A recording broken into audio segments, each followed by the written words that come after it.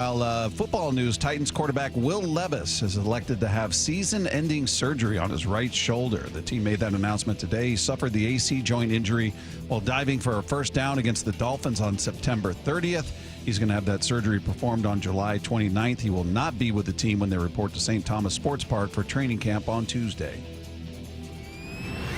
Snapshot, brought to you by Miller Lite. When it's game time, it's Miller time. This hour is brought to you by Legacy Group Capital Common Sense Lending. From the Quantum Fiber Studio, this is Wyman and Bob. On Seattle Sports. Streaming live on the Seattle Sports app and at seattlesports.com. Now, here are your hosts, Dave Wyman and Bob Stelton. Welcome, everybody. It's Wyman and Bob. This is Seattle Sports on 710, seattlesports.com. Happy Monday to everybody out there on a beautiful Monday, summer day. Sun is shining. Mariners get back to business. They took 2 of 3 from the hated Astros over the weekend. We'll talk all about that with Roland Smith. He'll join us for his weekly conversation at 3:30 today, a little bit later. But he'll be with us at 3:30, so stay tuned for that. Also at 4 o'clock, get a chance to talk to one of the, I guess it's safe to say he's a legend. Everybody knows this guy. Yeah. Everybody loves him. John Gruden is going to join us at 4 p.m., so stay tuned for that conversation. Yeah, it's a good one. Yeah. It's a good one. Yeah, he's an entertaining guy. He's got energy. Yes, he does. He's got personality. He's got energy. Text line is there for you at 866-979-3776. Mariners get it done against the Astros, but I think it's interesting to see the reaction after the loss because yesterday was not good. That was not good. They got their tails kicked. Wu started off fantastic, and then the wheels came off. JP committing a pretty damaging error in that game, and the floodgates opened, and it was ugly. But you took 2 of 3. So I'm looking at that going, okay, that's success. I feel good about that. And we got some guys that are red hot like Randy Arozarena out there. That ball scorched. Left field deep. Way back. Gone. Way gone. Up against the scoreboard. Above the bullpen. Randy Arozarena. 10 homers in his last 14 games. 18th on the season. Big. That's Rich Waltz on the call. Okay. Yeah, you're trying to figure out who that was. I was like, Gary Hill sounds weird. Yeah, his voice went up an octave. No, that's Rich Waltz. No, not weird. I just meant different. I don't know why you hate Rich. He didn't do anything to you. I think Rich was fantastic. No, here's Gary. This is Gary when Cole Young came up with the bottom of the 11th walk-off single. How about this? Here's the pitch. Swung on. Ripped. Right field line. That is the ball game. It is over in the 11th. Cole Young, the hero. Walk it off. Mariners beat the Astros 7-6. They do it in 11 innings. And this place is going wild. The long, winding, twisting road. It is victory at the end of it for the Mariners. Yeah, and his major league debut, he had I think it was a game-ending fielder's choice. Yeah, this was his second walk-off. Yeah. Unbelievable, this kid. Just clutch. But, yeah, and he's almost 22 years old coming up here, and he looks all of 21. Yeah. No question about it. But, man, yeah, that was fantastic. And, for a guy like that that's sort of, light hitting, for him to come up with a clutch play like that, I mean, yeah, it's that's kind of what you need, right? I mean, you're not going to get production and power out of every single spot, but if he can continue to deliver that, we'll take it, man. But yeah, that was clutch. Well, especially against that team. Yeah. I mean, first of all, it was cool to see that building packed with people booing the Astros. I just took great delight in seeing that, and especially every time Altuve walked up there to the plate. I was just like, oh, he's hearing it. They are just raining boos down upon him, and I'm sure he's numb to it. He hears it at every stadium. Yeah. But not as much as here, though. Yeah. You know why? Why? You. Me. I'm the cause for his angst. That's right. I think I'm pretty confident this fan base generates enough hate on their own. They don't need prodding from me, but yeah. I do appreciate it. I respect it. I celebrate it. I love it. Yeah. Every time he'd walk up there with his little leg, you notice how much he spits? He's constantly going. It's like he's got a hair on his lip. Yeah. Like he's going. You know what I mean? It's not like, I mean, every player out there spits, but it's like a nervous tick with him almost because he'll do it in the middle of his swing. He's doing it when he's doing his gloves and he's thinking, he's like, I'm going to hit the ball really hard here and I got to hear. Yeah, that's how I picture his voice. I don't know what he sounds like. I'm going to swing the bat really hard. But yeah, he's got that. It's just constant. Even when he's running in the bases, it's a weird tick with him. Who was the guy that was going to beat up Jerry in Seinfeld? And on the phone, he was like, "Oh, Crazy Joe Davola." Davola. Yeah. Yeah. Remember in the phone conversation? I got a hair on my tongue.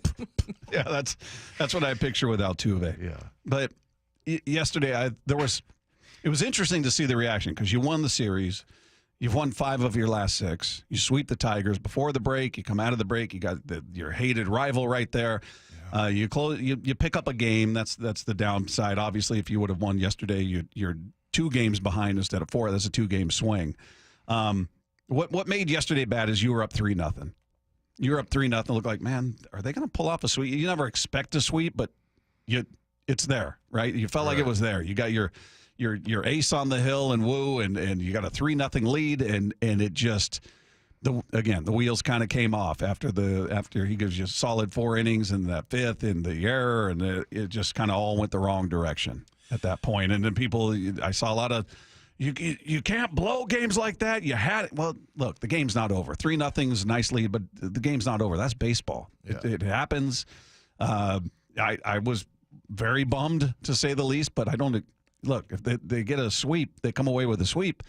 It's icing on the cake. I don't expect it. Yeah. But it was realistic at that point. You're going, okay, they're in line. They're going to be 2 games out at the end of today, and there's just a lot of this is why they're not good. This is why they're. I was like, come on, man, you can't make a determination on the quality of a team based on 1 game in a 3-game series in a 162-game season. Well, and you can't let your emotions get in the way. But I think. 2 or 3 of the things. One is that it was Brian Wu, and he's usually just unbelievably, clutch as far as, his performances this year. The other thing is it's the 3rd game. And so, if this had been buried in the middle or in the beginning, it would, wouldn't be so fresh on our minds. And then the other thing is, man, our guy Taylor Trammell, 3 for 4. Yeah, he had a day. 3 RBIs, a home run. I mean, I don't like him anymore. I know. I can't like it. The other thing that bummed me out about him, were you watching when they little dust up because Vargas plunked 2 guys? Yes. When they had the lead. I mean, usually he's not trying to put the tying runs on base and the winning run to the plate. Obviously, he's not trying to hit batters up there. It's working against their cause. So use your head. Why would he do it? You saw on the top step, you saw Dubon up there and Taylor Trammell yelling over at the Mariner dugout. I'm like, Taylor, no. Please no. Please don't be him. Don't do it. No. Not because now maybe I don't like you. It hurt my feelings to see him up there just screaming at the Mariner dugout, and all those guys know better. I mean, come on, man. Again, I think it was 4-2, and you're putting the tying runs on base on purpose. Is that your thought? Yeah. Dimwit. Yeah, that's ridiculous. But I just tried to remember remember I think his dad worked at the post office and his mom worked at the school. She was a teacher, and just how he would hang around and talk to us afterwards. Yeah, he's a great guy. I mean, it was good for him. What's he supposed to do, right? Yeah. Well, he didn't have to get up on the top step, but he had a day yesterday. I mean, he did, and he's a guy who's had a hard time sticking with the club. He was with the Yankees. He was here. He's been with a few teams. Now he's landed with the Astros. Him and Cooper Hummel. So I root for him to do well. I just don't want him to do well against the Mariners. But look, the Mariners. You look at them in the month of July. They're 9-6, right? So they're a winning team in the month of July. And what's amazing about it is that the guys that have been counting on for the majority of the season are not having a good July. Yeah. I mean, it starts with Cal. Cal has carried this offense the entire season. He's had help, certainly. Polanco, a huge April. Other guys certainly. I mean, not a complete solo act, but he's been the one constant. Cal in the month of July is hitting a $135 with a 281 on base. What's amazing is he's got 7 hits in the month, 5 are home runs. So he's been productive, but his on base is 281. His slug is 423. I mean, this has not been a good month for him at all, but they're winning. You look at Julio, he's hitting 217, 309. That's the 309 on base. He's got 3 home runs, 9 runs driven in. Rayleigh's hitting 211. Solano, who went on that mini tear, he's hitting $158. And then Dylan Moore this is a lost season, man. He's been brutal all year. He's hitting 071. Well, and then the other thing is, I think he was at 5 errors. Dylan Moore. Yeah, this is just a. Oof. And that's as high as it's ever been for him, and he just looks lost at the plate. Yeah, so that's lefty or righty too. It doesn't seem to matter. He's up there to hit against lefties, and he's not doing that. It just his season's just, I don't know what to say about it. But Solano kind of has reverted back to the guy he was before. So all of these guys who had been producing at different times were struggling in the month of July, down July. But then you look at Randy, 293, 364. He's got 8 home runs in the month of July. J.P. Crawford's hitting 328 with a 397 on base.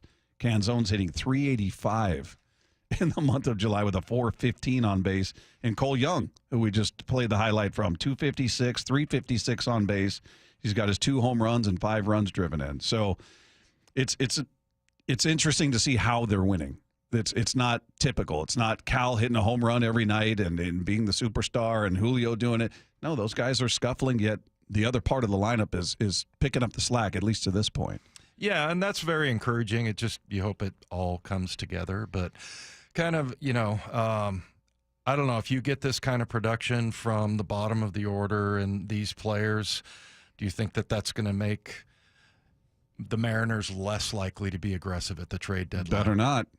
Yeah, better not. I mean, you're right, but that's kind of what I worry about. But on the other hand, I mean, it's cool that you're getting this kind of production from these other guys. Yeah, Canzone. I mean, he had an at bat the other night where he just looked entirely lost. But man, I mean, he actually ended up having a decent series, and then, like you said, 385. So. Yeah, that's my only concern, and if they can all just get it together. I've got to believe, and I took some shots from texters last week when I said this, I believe that Jerry and Justin are smarter than that. Yeah. I'm going to give them credit for being smarter than to look at this and go, oh, look at this. Our stars are struggling for the month, but look who's picking up. That shows us we got a complete line. We're fine. Yeah. No. I don't think they're saying that. I don't think they feel that way. Doesn't mean they're going to go out and acquire the most prominent bat out there and come away with huge deals. We'll wait to see how that transpires and who actually is available. We're all speculating who's available. Is Gino Suarez available? Is he not? Mm-hmm. Are the Diamondbacks sellers? Or we'll play some sound coming up on that. But I'm going to give them credit again, and you can take shots at me all you want. They're smarter than that. They know that this is not a set line. Look, we're good. They're not saying that. There's no way they're saying that. Tell me you're not saying that, Jerry and Justin. Just tell me you're not saying that. I don't think they are. Okay, Bob. You think they are? You believe they're looking at this going, hey, we're good? No, not necessarily, but I think they might add in the bullpen. But and they need it. If they add to the bullpen, I'll be thumbs up. Yes, you need hopefully you get a leverage arm in the bullpen. The only difference in my prediction is after that, the end. I don't know. Then just the buckle feeling up I for get. the storm of scorn coming your way. Buckle up. Like you like to say, Bob, I hope I'm wrong. Yeah. I hope I'm wrong. So you think they're going to get an arm and that's it? And then they're going to go, we're good. Vegas dealer. We're out. Yeah. I don't know. I mean, based on whatever information, and we'll hear it later. But yeah, I mean, maybe there are some. So that's the other thing. I think it might be out of their hands because there's a lot of teams that may not be sellers that you typically would think they would be. So well, that's the hardest part about all of this is there's a million articles. All of you are, I'm sure, going to ESPN and CBS Sports, Fox, whatever site you look at. There's a million articles about potential trade options. Right. Everybody's doing their, they need a bat, they need a pitcher, so they could talk to this club and send this guy for this guy. And right. we don't know who's actually available. This is kind of the beauty and the curse of that wild card, that third wild card. is it brings a lot of fan bases, a lot of teams into the mix feeling like we're in it. More buyers. So they're invested, they're watching, they're showing up to games, they feel like they got a chance. But they also, it shrinks down the seller group. Right. Because they all think, hey, we're within strike. We're 4 games, 3, whatever their number is, that they feel like we're still good. It's grown. So the list of sellers gets cut down. Well, and forgive me if I'm wrong. I think it was either C-Raj or Bump I was listening to when I was driving back from fishing this morning that we'll talk about in a second. But yeah, it takes 2. And, there's got to be, you just assume, hey, this is what we need and this is what we're going to go get. But it also takes, another team that, wants prospects and they're rebuilding and, are they buyers or sellers? So, yeah. But, and I thought the other note that was interesting and just indicative of how hot Randy Arozarena is. But Arozarena, only the second player this year to hit 10 home runs in a 14-game streak, and Cal is the other one. And so, from, May 23rd through June 7th, Houston through L.A., that's where Cal got his 10 home runs in 14-game period. So you got Arozarena really heating up, but it's if Cal can get back and Julio and Rayleigh, if you can capture some of his hot streak stuff, and it all comes together at the right time. The pitching looks like it's starting to round out. Castillo, fantastic, 6 2/3 scoreless. That was an amazing performance. So. Yeah, I guess what I'm saying is I can see clear a way that they would say we're good.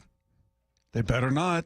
They better not. That's all I can say. They better not. They better not. If they're sensitive to what the fan base is saying about them, what's being said about the organization, you are just teeing it up for people to launch into this organization in an incredibly negative way. If they'd, and I would think even if they felt that way, Dave, they would be smart enough not to verbalize it publicly. Yeah. Maybe behind closed doors they could be saying that, and I would still be feeling you better not.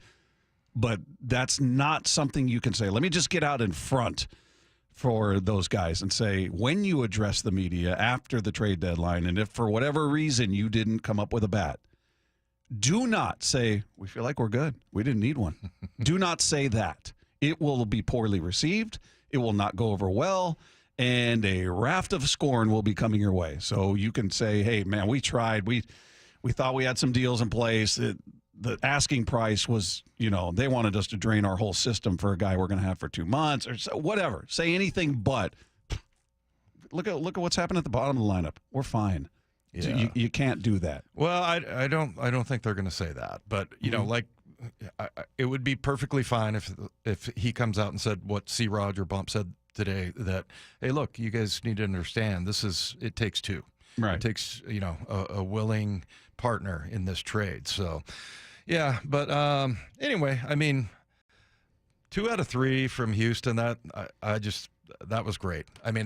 I know it was 11 unanswered yesterday. They start up 3-0, and but I'll tell you what, that was a huge success. Yeah, you won the series. That's your goal. Especially against a division rival who's in first place. You're not going in there going, they better sweep. It's a sweep or nothing. No, right. You win that series, and that's what they did. It's the last thing we have, right? It's the taste in your mouth. You got your tail kicked. That's the last thing we've got until tonight. And the scary part is you got the Brewers coming to town who are just on a tear right now. So, are they just, how loose are they? Are they just feeling like, man, we've won 10 in a row. We're good. We're coming in relaxed. This is all gravy, which is a dangerous team. So we'll see. George Kirby is going to have his hands full with a team that's absolutely on a tear. They've tied it up at the top of the National League Central with the Cubs. They're tied for first place. Winners of 10 in a row, so we'll see. This is going to be a heck of a test. Boy, and you look during that streak, 6-0 against the Dodgers. Yeah. Including 3 at L.A. So, yeah, this will be a good test as well. This might be better or a bigger challenge than the Astros.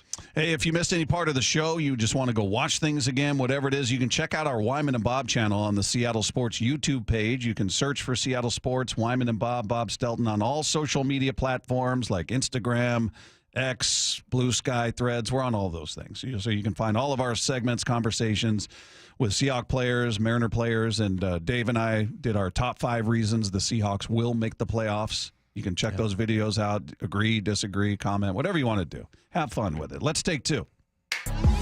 Titans quarterback Will Levis will miss the 2025 season after electing to have surgery on his right shoulder. Has anybody checked on Mike Lefko? Is he okay? Is he... No, he's fine. He's like, oh, I knew that was going to happen. This plays right into his, my team stinks. All my teams stink. Yeah, it's kind of weird, though. And like you said, why not? Why did they not address it earlier? Or it's maybe something that just flared up. But he got hurt in September, the 30th, and now he's getting surgery on July 29th. You know, the only thing I can think of is that maybe he's got into his lifting routine, and you know, all of a sudden it just flared up again. Everything was fine until that, but man, he's having a hard time getting that career off the ground. I mean, he's not been good when he's been given opportunity. I don't know what his future is, but yeah, missing the entire season. Not that he was going to be the starter by any stretch, but yeah, not good news for Mike Lefko's Titans. The Mariners have called up pitching prospect Brandon Garcia from AAA Tacoma. You know, the one thing I'll say, these things tend to work out for the Mariners. They tend to do a good job with developing these guys, and so I don't necessarily expect great things from Garcia, but no, it's typically something that they excel in this area, that's for sure. And, you know, even you look at like Logan Evans. Mm-hmm. I mean, that really has been fantastic. I don't remember talking about him at all last year.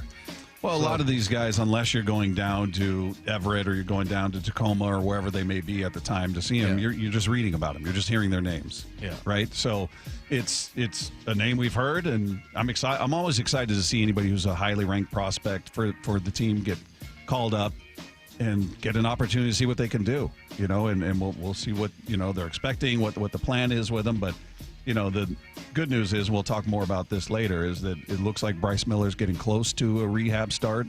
You know, maybe starts, plural. I would imagine he'll have more than one. So threw pitches the other day, which was good news. No sort of flare-up or pain or limitation on pitches he was throwing. He was hitting, you know, up around 95, 97. So that's good news. It's good news to have him hopefully on his way back. So he swaps with Burgos, and you bring another lefty into the bullpen. Yeah, you only got one in there right now. Yeah, Spire, right? Yeah. Take Two is brought to you by Swedish Cyberknife. Treat prostate cancer with Swedish Cyberknife. Swedish.org/cyberknife prostate. Did the Seahawks do the right thing by letting go of Noah Fant? We'll get into that conversation coming up next. It's Wyman and Bob. This is Seattle Sports on 710. It's one of the most pivotal stretches for the Mariners this season, with just 10 days till the trade deadline.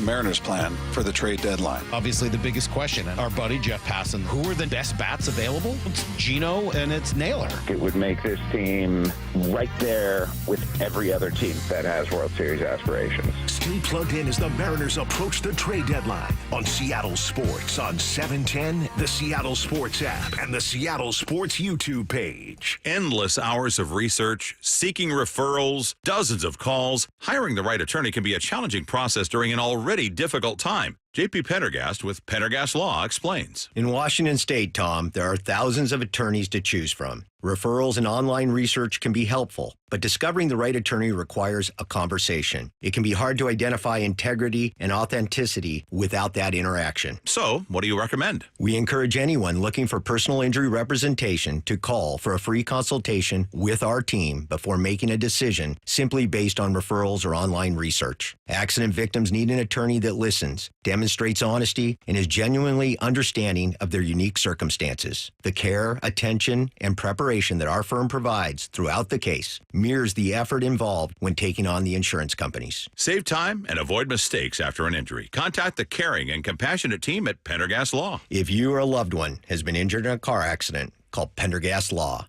we can help. Are you trying to buy a new home, or are you a local real estate agent seeking financing for a client? We're all tired of dealing with banks, credit unions, and endless guidelines. Wouldn't it be nice to go back in time when we had common sense lending? Hi, I'm Scott Rureka, CEO of Legacy Group Capital based in Bellevue. We are one of the largest local private portfolio lenders in Washington. We've helped thousands of home buyers and real estate investors reach their financial goals by leveraging the Legacy Common Sense borrowing platform. What that means is we lend our own money, we make our own decisions. If your deal makes sense, we'll get it done. Whether you're purchasing a new piece of real estate or refinancing an existing loan, bridge loans, construction, or regular home loan, it doesn't have to be as difficult as banks and lenders make it. If you're trying to grow wealth through real estate acquisition, come talk to the experts in private lending. Call 425-635-4700 or LegacyG.com. Legacy Group Capital, your common sense lender. LegacyG.com. Wesley Financial Group is not a law firm, and Chuck McDowell definitely not an attorney. This is Chuck. If someone talked you into buying something really silly and you want to get out of that silly little thing, my advice, get the facts. Call me and I'll send you our timeshare exit kit absolutely free. Inside, you'll learn how timeshare works and all your options for cancellation. Call Wesley now for your free exit info kit. 800-486-9600. That's 800-486-9600. Why'd I go to the doctor? One day at the firehouse, I was so lightheaded I could barely stand. Even my crew noticed. Getting checked out was the right call.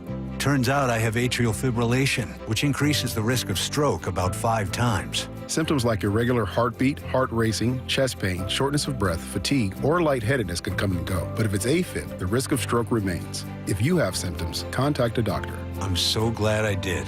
Visit NoTimeToWait.com, sponsored by Bristol-Myers Squibb and Pfizer. For Riverside Roofing, beyond the national accolades is a family company from right here in Marysville that's built upon important local values like trust. That's why Riverside Roofing is the roofing company you can trust. Find them at riversideroofingllc.com.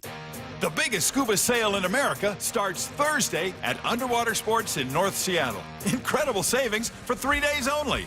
Divers Fair only happens once each year at Underwater Sports, 107th and Aurora Avenue North. The home of the Mariners. It is gone! Cal Raleigh, 2-run home run. Hear every pitch on 710 and the Seattle Sports app. Rick Riz here, and it's the final month to submit your nomination for Pella Windows and Doors of Western Washington's Improve Your Play program. Pella's owners are donating $5,000 to 2 local youth sports organizations. Many local teams are in need of new equipment, field improvements, or uniforms. If you know a team who could use funding, nominate them at seattlesports.com/play. Join Pella Windows and Doors of Western Washington and help our local youth thrive. Go to seattlesports.com/play to nominate a team in need right now.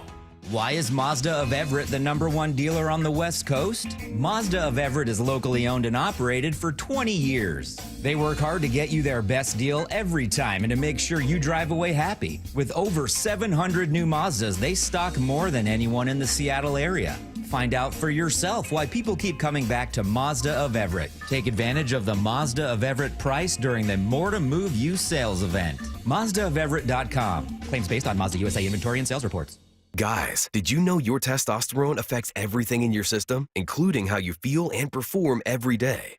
Right now, Revive Men's Health Seattle will check your testosterone for free. Knowing your T levels is the first step in understanding if you have low T. Your testosterone level impacts your energy, libido, sleep, weight, hair loss, mood, and even ED. Maintaining an appropriate T level can change your whole life. Most men start to see changes in their hormone levels in their 30s. Experience and results matter. So what are you waiting for? Get your T levels checked today by local, experienced, and trusted men's health experts. They've helped thousands of men since 2011. They're so confident they can help you, they even guarantee it. Call Revive today and schedule your free testosterone test, free exam, and free consultation. Call Revive Men's Health at 206-529-1111. That's 206-529-1111. Or visit ReviveMen'sHealth.com. This hour is brought to you by Legacy Group Capital Common Sense Lending. Wyman and Bob. From the Quantum Fiber Studio. Weekdays 2 to 7. On Seattle Sports and 97.3 FM HD2. Seahawks making roster moves. I wasn't expecting any roster moves for whatever reason right now. Obviously, they're going to have to trim down, but they did it with a prominent name, Dave. They released Noah Fant, which was a bit of a surprise only because I thought, way back before the draft and we were looking at their salary cap situation and looking at their top salaries. This is back when Gino and DK were here. He was in the top 5 in terms of his salary. And we were looking at, all right, well, obviously there are going to be some guys that are going to be, cap casualties. There are going to be guys that are restructure candidates. And I remember bringing his name up a number of times, feeling like they're going to do something. If they don't release him, they're going to restructure. They have to. I mean, he was making way too much money, especially relative to his production, which we can debate whether it's his fault, the offense they were calling. But over 3 seasons here, he had 5 touchdowns and 1,400 yards. I mean, that's a down year for Kelsey. Yeah. And that's in 3 seasons. He just, for whatever reason, they didn't use him. He wasn't the guy they wanted. Whatever the disconnect was in 3 seasons, he was just not a productive player, and he was making a lot of money by way of comparison in terms of the cap hit. So the move's not surprising. I guess just the timing of it. And I'm assuming they probably were trying to trade him and couldn't find a partner out there, and maybe they were waiting till Arroyo signed and had some certainty. I don't know, but timing is what caught me. Yeah, I have to say I was surprised, and the reason why is if you look at the number of tight ends that they have now, now you've got A.J. Barner, who I think A.J. Barner was a great rookie last year, and if he can take his game up to the next level, I think that would be awesome, and I think very valuable to this team. But then, after that, you have Elijah Arroyo and Eric Saubert. And Saubert is kind of a journeyman. I mean, he's never really put up big numbers. I mean, he's been an awesome piece. But they have a lot of plays that are either 12 personnel, 22 personnel, or 13 personnel, which the second number is the number of tight ends. And so, they ran like 480 snaps with either 2 tight ends, 3 tight ends, or 2 running backs and 2 tight ends. And this is from John Boyle, put this together. And then you look at their in New Orleans last year with Kubiak is the reason I bring that up, of course. 2 of the top 3 receiving yard, highest numbers were tight ends, 2 tight ends. And, so I'm going, okay, where are they going to get the rest of it from? Because in the other 2, you've got Callerup and Lang. So Marshall Lang and Nick Callerup. And I don't know if they liked what they saw out of that, but it just seems like with that much multi-tight end formations, you're a little light there as far as, the depth. And to the point where I think like a guy like Jake Bobo, it might be tough for him to make the team. I mean, it's going to mean less receivers. So, and they want to run the ball. And then the other problem I have with it is I think A.J. Barner is a complete tight end. But Elijah Arroyo, he's not a heavy blocker. He really isn't. And, and look, I haven't entirely studied his whole career, but I've watched him a few times, and I don't think that it's a lack of willingness, that's for sure. I just think he's not a very good blocker. And then, you got Saubert, who has, been around the league and everything. It's his 8th year. So I'm just going, okay, maybe they move Oots back to tight end because Robbie Oots was drafted to be a fullback, and that's what they have him listed at. But he did play tight end, and he's a big dude, and he can block. So, yeah, I mean, I'm just going, where are you going to get that from? The other thing I think with Noah Fant, if you look at his numbers, and this is just my perception of what I saw last year and the year before that, if you look at Spoon's numbers, you're not going to be blown away by that, but he creates some really good moments. And I'm not comparing Fant to Spoon, but there was a lot of times where I was like, man, that was a really good route that he ran, or, that was a pretty decent block by him. And I liked him as a player. Right. So, did you like him at $9 million? Yeah, I mean, I don't know. You've got space. They already had cap space before that. Maybe this is something you need to do. They've got a big move coming. Yeah, that's what I'm thinking. And I'm thinking there's got to be some kind of a corresponding move because, if you look at the number of times, like I said, 400, almost 500 snaps are with multi-tight ends. And But like I said, that's going to cut down the receivers that they keep. Yeah, and we'll see if they duplicate that here. Maybe they there's a progression to it. Well, okay, this is how we did there based on who we had to work with. This is who we have here, so this is how we're going to do it. Yeah. So I don't know. I just don't think, I thought at minimum they'd restructure just because he was, relative to his production, he was making way too much money. Yeah. So it's when you look at his numbers though, and I remember when they brought him over, we talked to Mark Schlereth, and he's like, yeah. He was just so blah about him. Like, yeah, he's not great. He's a guy. He just made him sound like ordinary Joe out there, and he was, for whatever reason, wasn't that high on him. And his most productive year was in terms of touchdown. He had 4 touchdowns his first year, had none in 23, and played all 17 games. This was an injury. He just had no touchdowns, 32 receptions, 414 yards, no touchdowns in 2023. And then last year, he had 48 receptions, 500 yards, 1 touchdown. I mean, you just weren't getting much from him, whether it was his fault or the coordinators. Yeah. I don't know what was happening. I thought Pete did a really good job his last year of having 2 and 3 tight end sets. They seem to have some success with that. But, yeah, like I said, I mean, what I saw, versus what the numbers are were 2 different players. Not to the point where I'm like, oh my gosh, this guy can be Travis Kelce, but I thought that he was pretty decent at and I looked at his stuff in Denver. The run after catch wasn't great, but I thought he surprised me a couple of times. And then if I close my eyes, I can see him running that route across the back of the end zone. It seems like he caught 2 or 3 of those. Does it give you confidence based on its brief track record? But we've talked about it and celebrated the fact that Macdonald makes a move when he sees it's time to make a move. Yeah. And he gets rid of 2 linebackers that they acquired at the beginning of that season. Mm-hmm. I mean, it wasn't like these were longtime guys who were just there because they've been stars and were hanging on to them. They went out and got Baker. They went out and got those guys, and then halfway through the season said, no, this isn't it.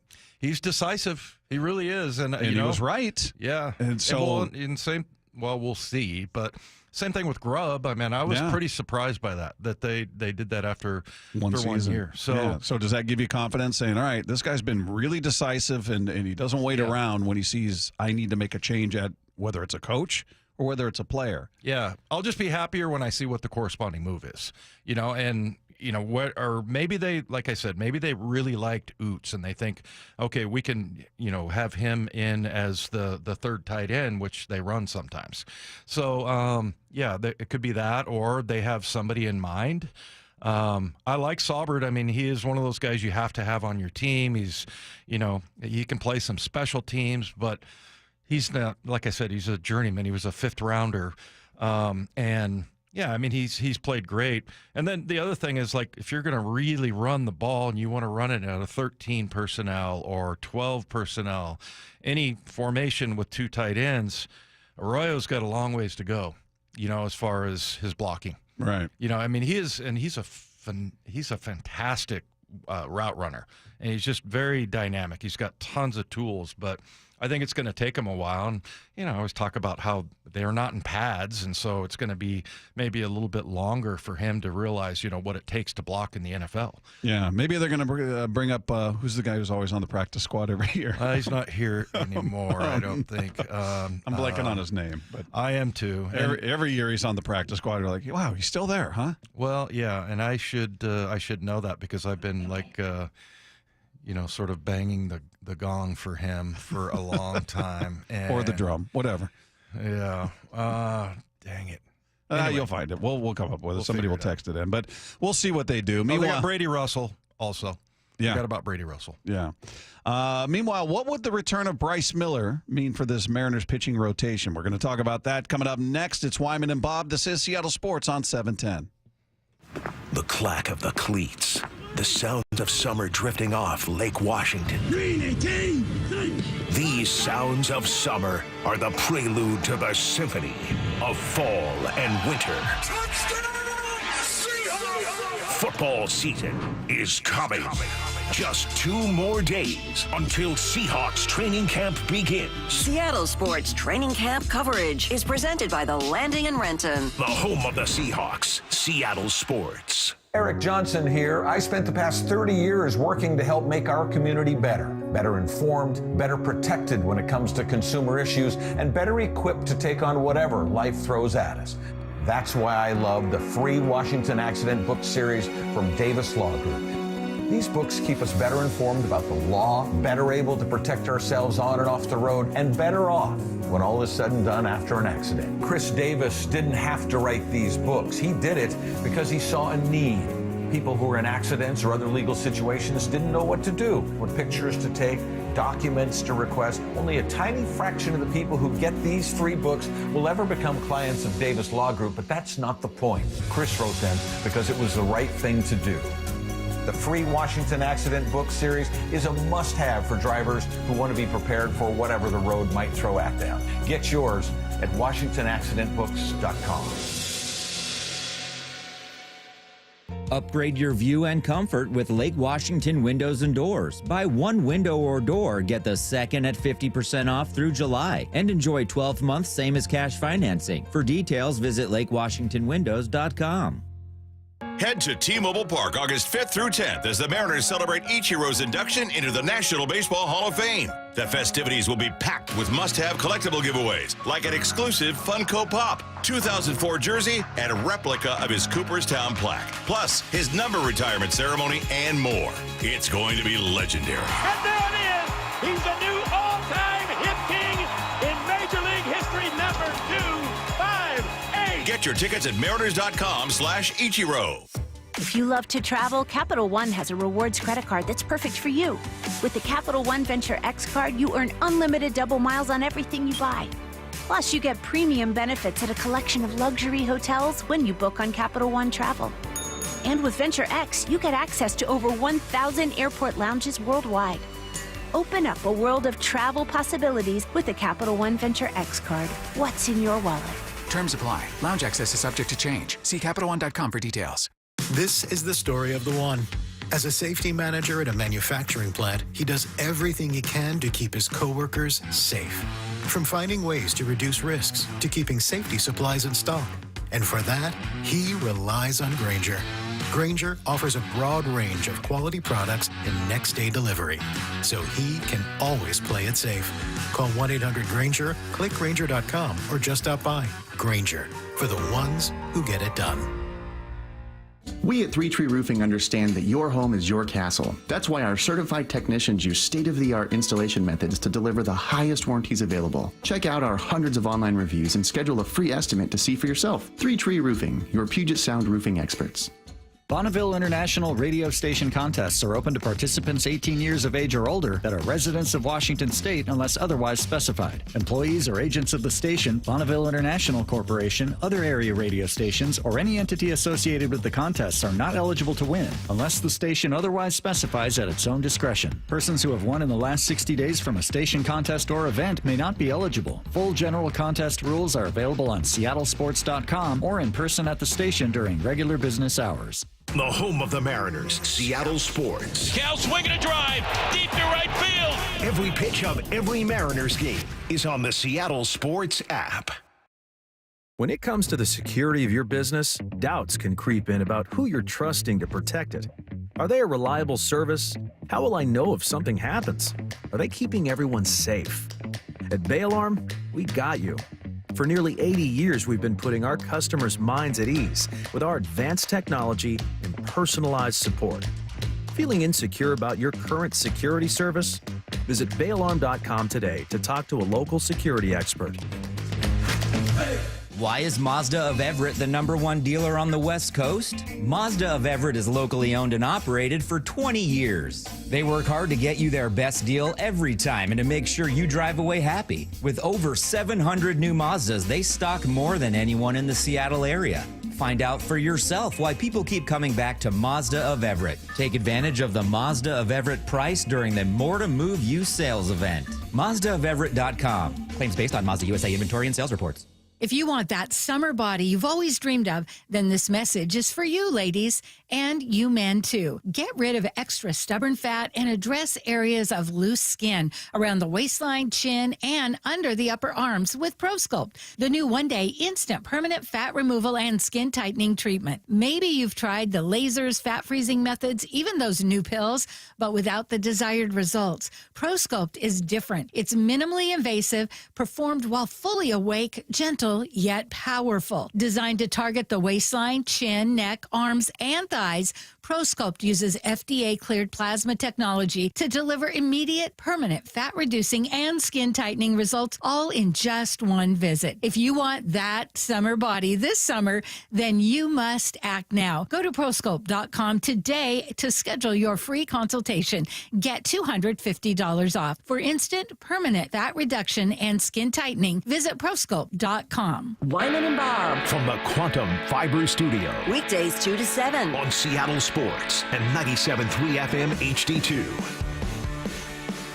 Text line is there for you at 866-979-3776. You guys can weigh in on whatever it is you have on your mind. Meanwhile, talked about this earlier, but Bryce Miller could be back in a few weeks. He was sitting in that 95, 97 range during a roughly 25-pitch up and down live batting practice session on Saturday afternoon and experienced no limitations, mixing in all his secondary pitches. And, you know, there were quotes from him just talking about he felt good. And, yeah, I mean, it's 25 pitches, and he was just simulating, right? Getting up, stopping, sitting down for a while, getting back to it. And I would imagine he's going to need at least a couple of rehab starts in the minors, so we'll see. But it's been a weird it's been a lost season for him. Yeah. Right? I mean, he just got off to a rough start when then we heard him every start. We'd hear, I'm not feeling right. Not feeling right. He had, my back tightened up. This happened. That happened. Goes on the IL. Comes back. Gets the cortisone shot. I feel great. It didn't last very long. He goes back on the IL. He's been there ever since. Yeah. Well, I wonder if maybe he's one of those guys that just isn't in touch with his body. Like, either he just ignores things or whatever, but it didn't seem like for a while there, it almost sounded like he wasn't feeling good mentally. And then, you find out that he's got these injuries. And so, yeah, I mean, I think a lot of guys are more in touch with, and you need to be as a pitcher. It's just the responsible thing to do. And I think, because remember when we talked to him down in the dugout, he was like, yeah, everything's fine. Yeah, that was after the cortisone shot. And he'd missed a few. But this is a guy that had 18 quality starts last year. Yeah, sub-3 ERA. Oh, my God. And it wasn't, it was, 31 starts? 30?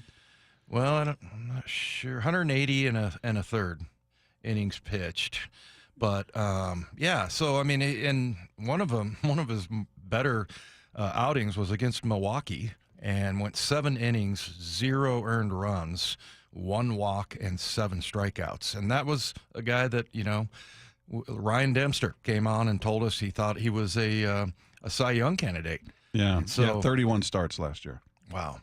Yeah, so, I mean, the guy has been fantastic, and as soon as he can get healthy and get back, I think you're going to start to see this rotation start to, come together. I mean, it kind of reminded me of that when Castillo had the outing that he had, 6 2/3 and 0, scoreless innings. And, that's a guy that we don't end up talking about that much. So, yeah, if they can start to really get these guys going, and hopefully this time Bryce Miller this will be his last stint, where he's missing games. Well, and you look at it, and this is not an excuse for the organization not to go out and procure talent. But you look at this as almost like a free agent edition or a trade edition, whatever you want to say, depending on when he comes back. Right. Assuming he's going to have, I don't know, 2, maybe 3 rehab starts. We'll see. But you're a few weeks away.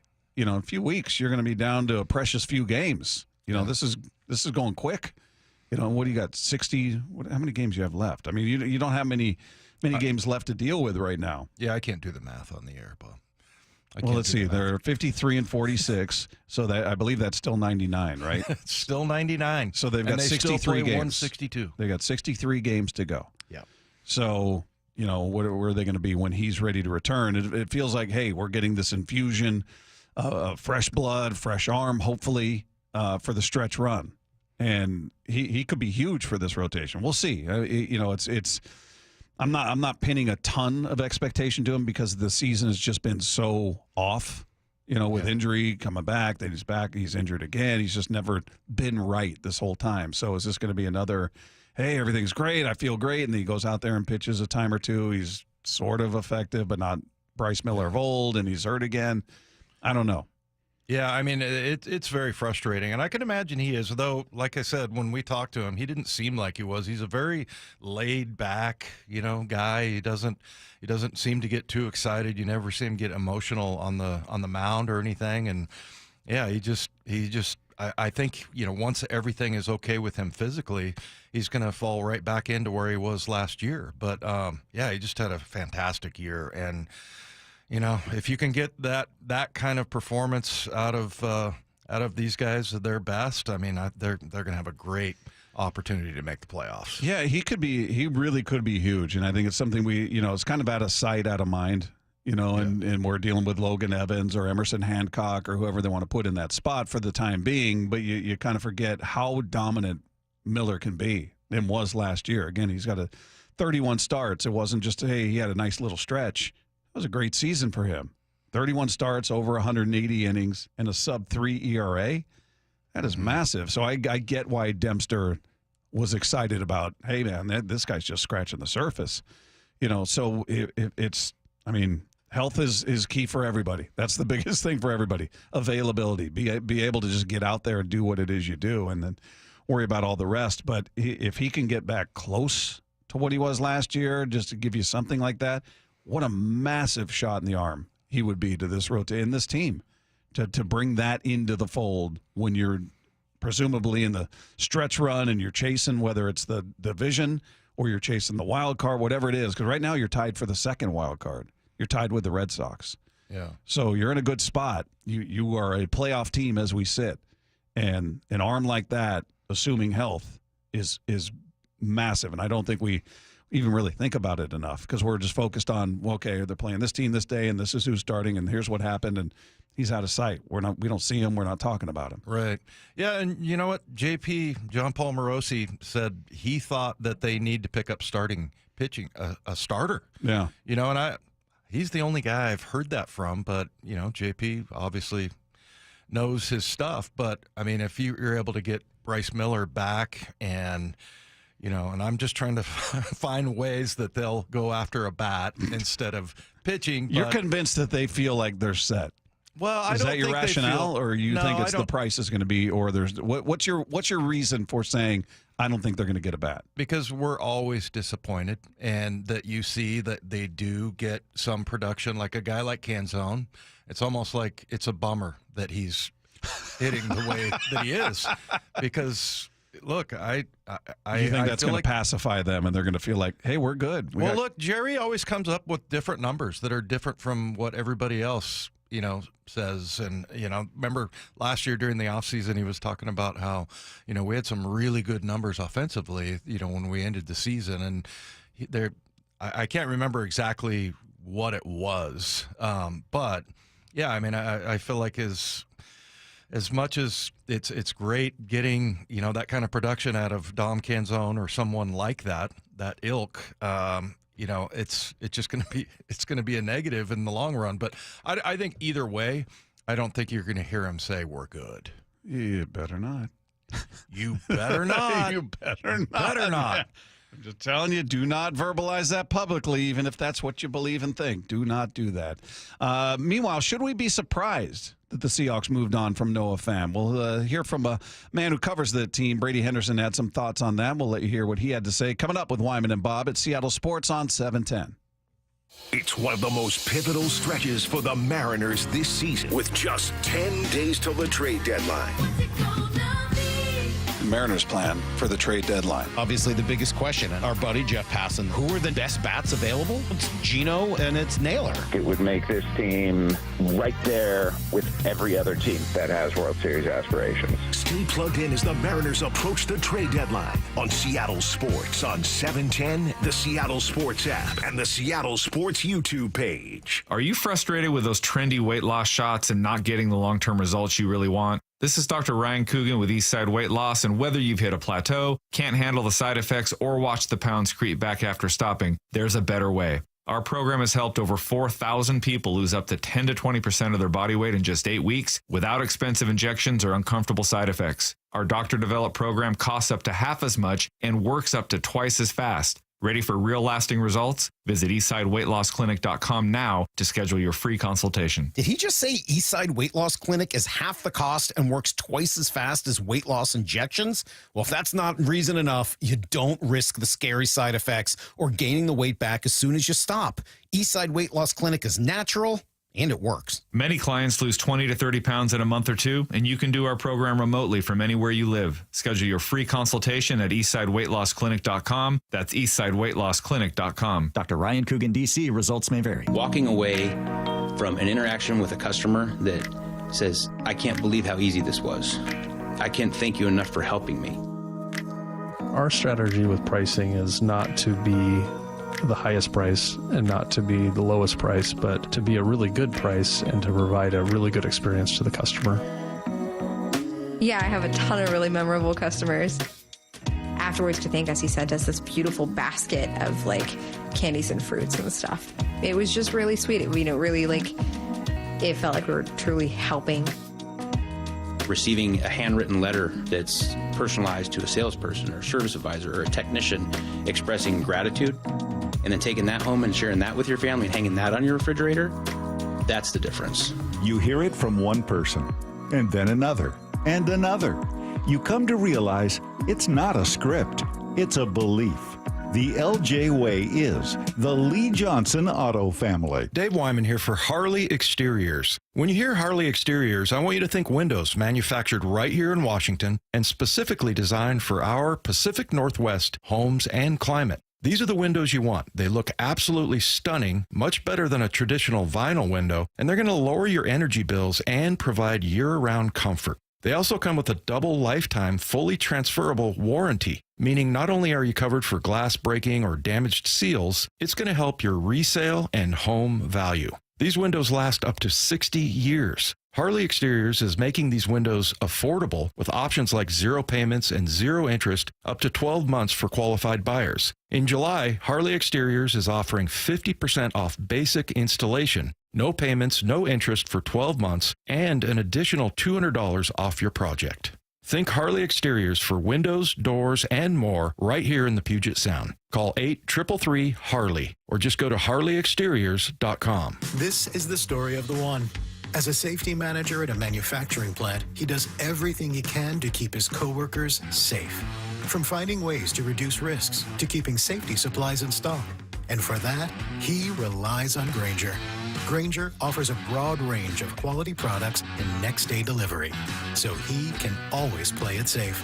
Call 1-800-GRAINGER, click Grainger.com, or just stop by. Grainger, for the ones who get it done. When you're hiring, have you ever felt like you're missing out on meeting great candidates? Well, they're not hard to find when you go to ZipRecruiter. ZipRecruiter helps 10 million people with their job search every day. People who are actively looking for jobs like yours. So it's easy to find the right person fast. 4 out of 5 employers who post on ZipRecruiter get a quality candidate within the first day. Try ZipRecruiter for free at ZipRecruiter.com/free. That's ZipRecruiter.com/free. Change is always happening. It's part of life. And when it comes to music, change is all around us. Songs are rewritten. Classics are remixed. Bands and artists come and go. Even our taste in music changes. Here at Xfinity, we know there's still good in keeping some things the same. That's why we want to do our part with a 5-year price guarantee on our internet. It means no matter what changes, you get 5 years of the most reliable Wi-Fi with our best equipment included for a price that stays exactly the same. Surprised? Life is full of them. One internet price, 5 years, guaranteed. Learn more at xfinity.com/deals. Restrictions apply. New residential customers only. Taxes and fees extra and subject to change. Most reliable Wi-Fi based on OpenSignal Awards USA. Fixed Broadband Experience Report, August 2024. The countdown is on. 2 more days until Seahawks training camp. On the home of the Seahawks, Seattle Sports. 710 KIRO AM Seattle and KIRO FM HD2 Tacoma. Seattle Sports Snapshot. Mariners drop the finale against the Houston Astros, but they take the series 2 games out of 3, and they get back to it against a red-hot Milwaukee Brewer team who comes to town amidst a 10-game winning streak. They are tied atop the NL Central with the Chicago Cubs, so they are on a roll as they hit Seattle. George Kirby on the hill tonight for Game 1. You can catch all the action starting at 5:30 with the pregame show. 6:40 first pitch right here, Seattle Sports on 710. Meanwhile, Dallas Cowboys Pro Bowl pass rusher Micah Parsons reported to training camp in Oxnard, California today, but they're not clear on whether he's going to take part in practice when they begin workouts tomorrow as he awaits a long-term extension. Their owner and GM Jerry Jones and coach Brian Schottenheimer did not directly say Parsons would practice, leading to speculation there could be something of a, quote, hold-in for the 4-time Pro Bowler. Snapshot brought to you by Miller Lite. When it's game time, it's Miller time. This hour of Wyman and Bob is brought to you by K2 Vision. From the Quantum Fiber Studio, this is Wyman and Bob. On Seattle Sports. Streaming live on the Seattle Sports app and at seattlesports.com.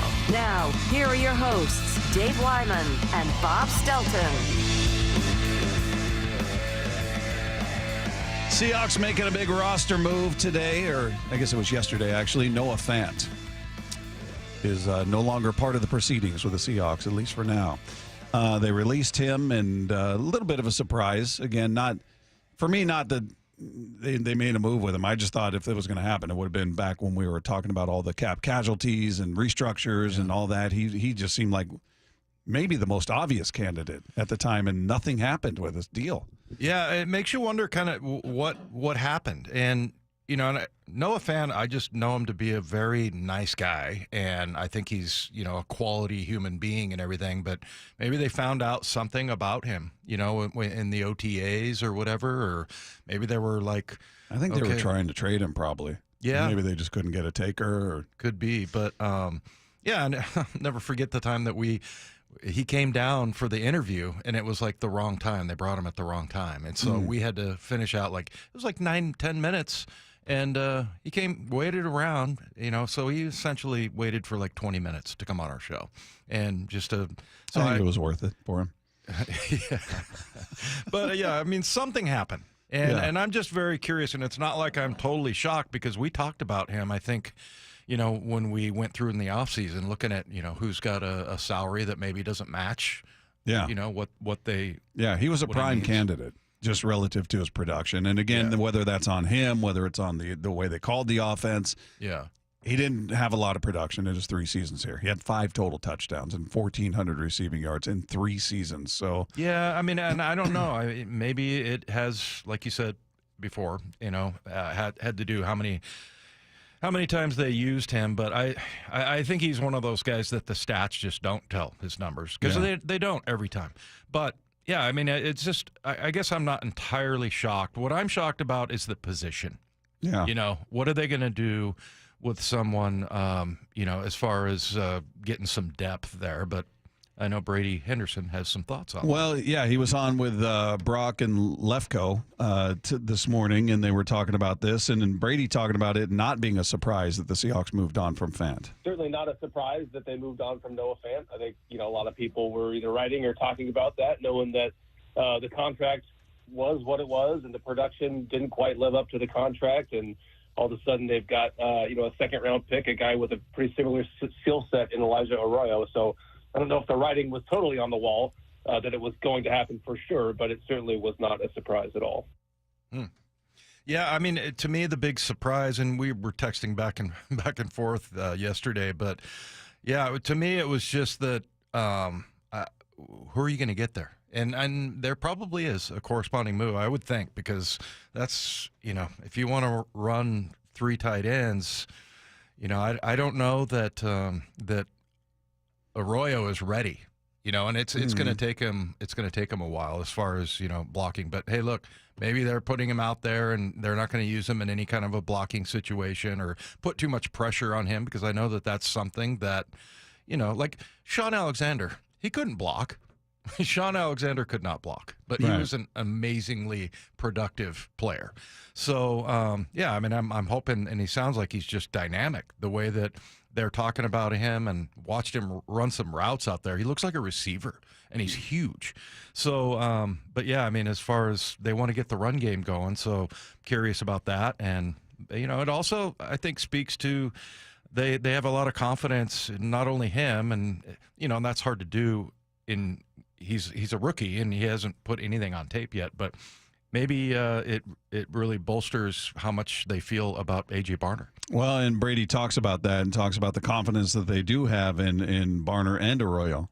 Yeah, I think it's a combination of both those guys, of Elijah Arroyo and A.J. Barner. And, Barner is the one that a lot of people are going to, Arroyo is going to be the one that a lot of people focus on, just because he's the, 50th overall pick. And remember the name that Daniel Jeremiah gave, the name that flashed on the screen right when they drafted Arroyo, in terms of like a veteran NFL comparison, it was Noah Fant. So you talk about a guy with a pretty similar skill set, roughly the same size, almost as fast as Noah Fant is, at least on paper. And so, I think, I don't think they would have done this had they not seen enough of Arroyo in the spring to think that this guy can step into a primary role. But, it's also remember that A.J. Barner scored 4 touchdowns last season as a rookie 4th-round pick, and that was, 3 more than Noah Fant has scored over the last 2 seasons.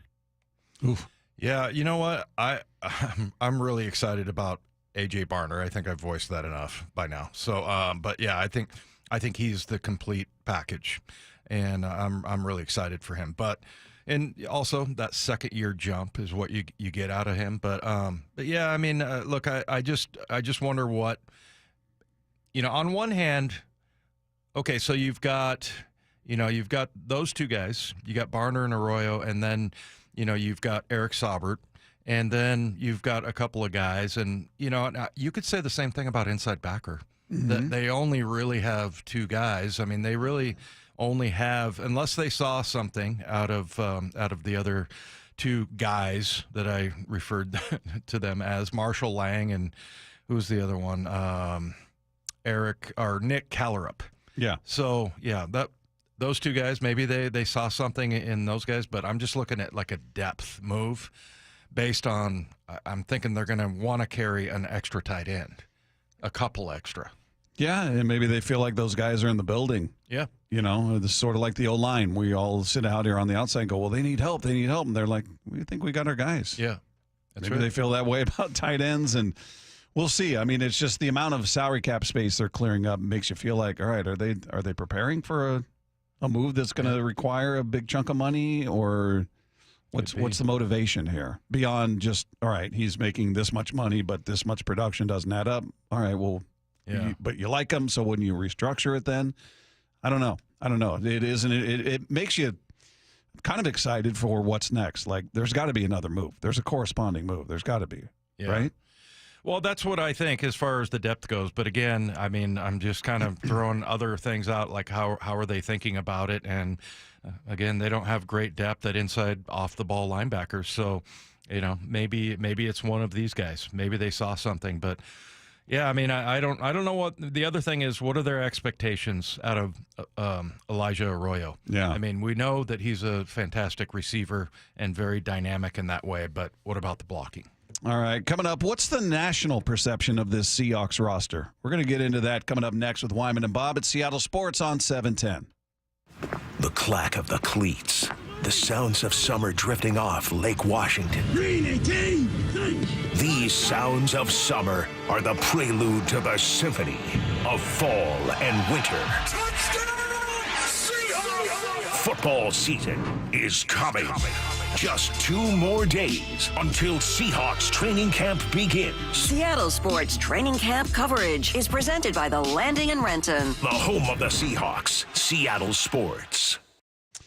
Hey, it's Bob Stelton here, and you guys have heard me talk about some of the issues I've had with pain as a result of 14 years of jiu-jitsu. It beat the daylights out of my back, my joints, and specifically my hip. Was having a ton of problems with that, and I was considering surgery. And, you know, some people have different injuries. You're talking about surgery or joint replacement. Before you make that decision, let me recommend that you go see Dr. Mark Wagner, MD at Seattle Sports Regenerative Medicine. Now, I did. It's been an absolute game changer. And what I loved was his honesty. I had a torn labrum, got a frayed tendon, got some arthritis. I had like 4 different things going on in the hip. And he told me right out of the gate, he said, look, this isn't going to cure everything, but it's going to go a long way into helping relieve a lot of the pain you're feeling. So instead of surgery, we go for this. I did it. I couldn't be happier. I mean, is it 100%? No, but he told me that in the very beginning, but it's darn close. And I'd heard all these patients raving about the results from their 90-minute outpatient stem cell procedure with Dr. Wagner, who is a board-certified Seattle physician with over 30 years of experience performing more than 20,000 stem cell procedures, and one of those were on me. And they use the person's own stem cells to regenerate cartilage in their own joints. So people with severe osteoarthritis, even bone-on-bone, get back to doing what they enjoy doing without pain and without surgery. So whether it's a hip like I had, or maybe it's your shoulder, your elbow, your knee, your ankle, whatever it is, before choosing surgery, do what I did. Go see Dr. Mark Wagner first. Go to drmarkwagnermd.com. That's drmarkwagnermd.com. When it comes to the security of your business, doubts can creep in about who you're trusting to protect it. At Bay Alarm, we got you. For nearly 80 years, we've been putting our customers' minds at ease with our advanced technology and personalized support. Feeling insecure about your current security service? Visit bayalarm.com today. Upgrade your view and comfort with Lake Washington windows and doors. Buy one window or door, get the second at 50% off through July, and enjoy 12 months same as cash financing. For details, visit lakewashingtonwindows.com. Comcast Business helps turn today's small businesses into engines of modern business. It's how restaurants become reliably up and running neighborhood favorites. How retailers become seamlessly restocking, cyber-securing, must-visit shops. And how healthcare offices become the data managing caregivers that we all depend on. With reliable connectivity, enhanced cybersecurity, advanced fiber solutions, and Wi-Fi backup, Comcast Business is powering the engine of modern business. Powering possibilities. Now through July 21st, new Comcast Business customers can find out how to get started with 150 megabit internet and Security Edge for $59.99 a month for 12 months with a 2-year agreement. Plus, ask how you get a $500 prepaid card for your business. Call and switch to Comcast Business today. Restrictions apply. Requires paperless billing and automatic payments with bank account. Equipment, taxes, and fees extra. Early termination fee applies. Roof now, pay later. No payments until 2027. 0 down, 0 payments, and 0 interest for up to 24 months. Hi, Justin Shirley, CEO of State Roofing and Exteriors here. Since 1968, we've helped homeowners just like you get beautiful, durable roofs without breaking the bank. Book today and lock in summer pricing before it's too late. Call 866-ROOF-ROOF or visit stateroofing.com to schedule your free estimate. State Roofing and Exteriors, held to a higher standard since 1968. So why don't you speed? I've had one too many close calls on the road, and then I learned the facts. It's dangerous to drive too fast. It's true. 1 in 3 fatal crashes involve speeding. Most people try to be safe, but speeding is dangerous. You know, the faster you go, the longer it takes to stop. The faster you drive, the harder you'd hit someone. Slower speeds save lives. Please drive the speed limit so everyone is safe. Learn more at togetherwegetthere.com. The home of the Mariners. Left off to center. It is on its way. Julio, 2-run home run. Hear every pitch on 710 and the Seattle Sports app. Hey golf fans, Jordan Babineau here. Get ready for an unforgettable weekend at the 2025 Boeing Classic. Come see Masters champions and Hall of Fame golfers battle it out at the club at Snoqualmie Ridge, August 8th through the 10th. Bring the whole family and check out Seahawks Village, packed with fun for all ages. Plus, celebrate 20 years of the Boeing Classic, supporting the Benaroya Research Institute at Virginia Mason Franciscan Health. It's more than just golf. It's an experience you won't want to miss. August 8th through the 10th. Tickets start at just $20 and kids get in free. Visit BlowingClassic.com for more. America's favorite car show is back. It's the Good Guys 37th Griot's Garage Pacific Northwest Nationals presented by Wicked Fabrication. All this weekend at the Washington State Fair Event Center.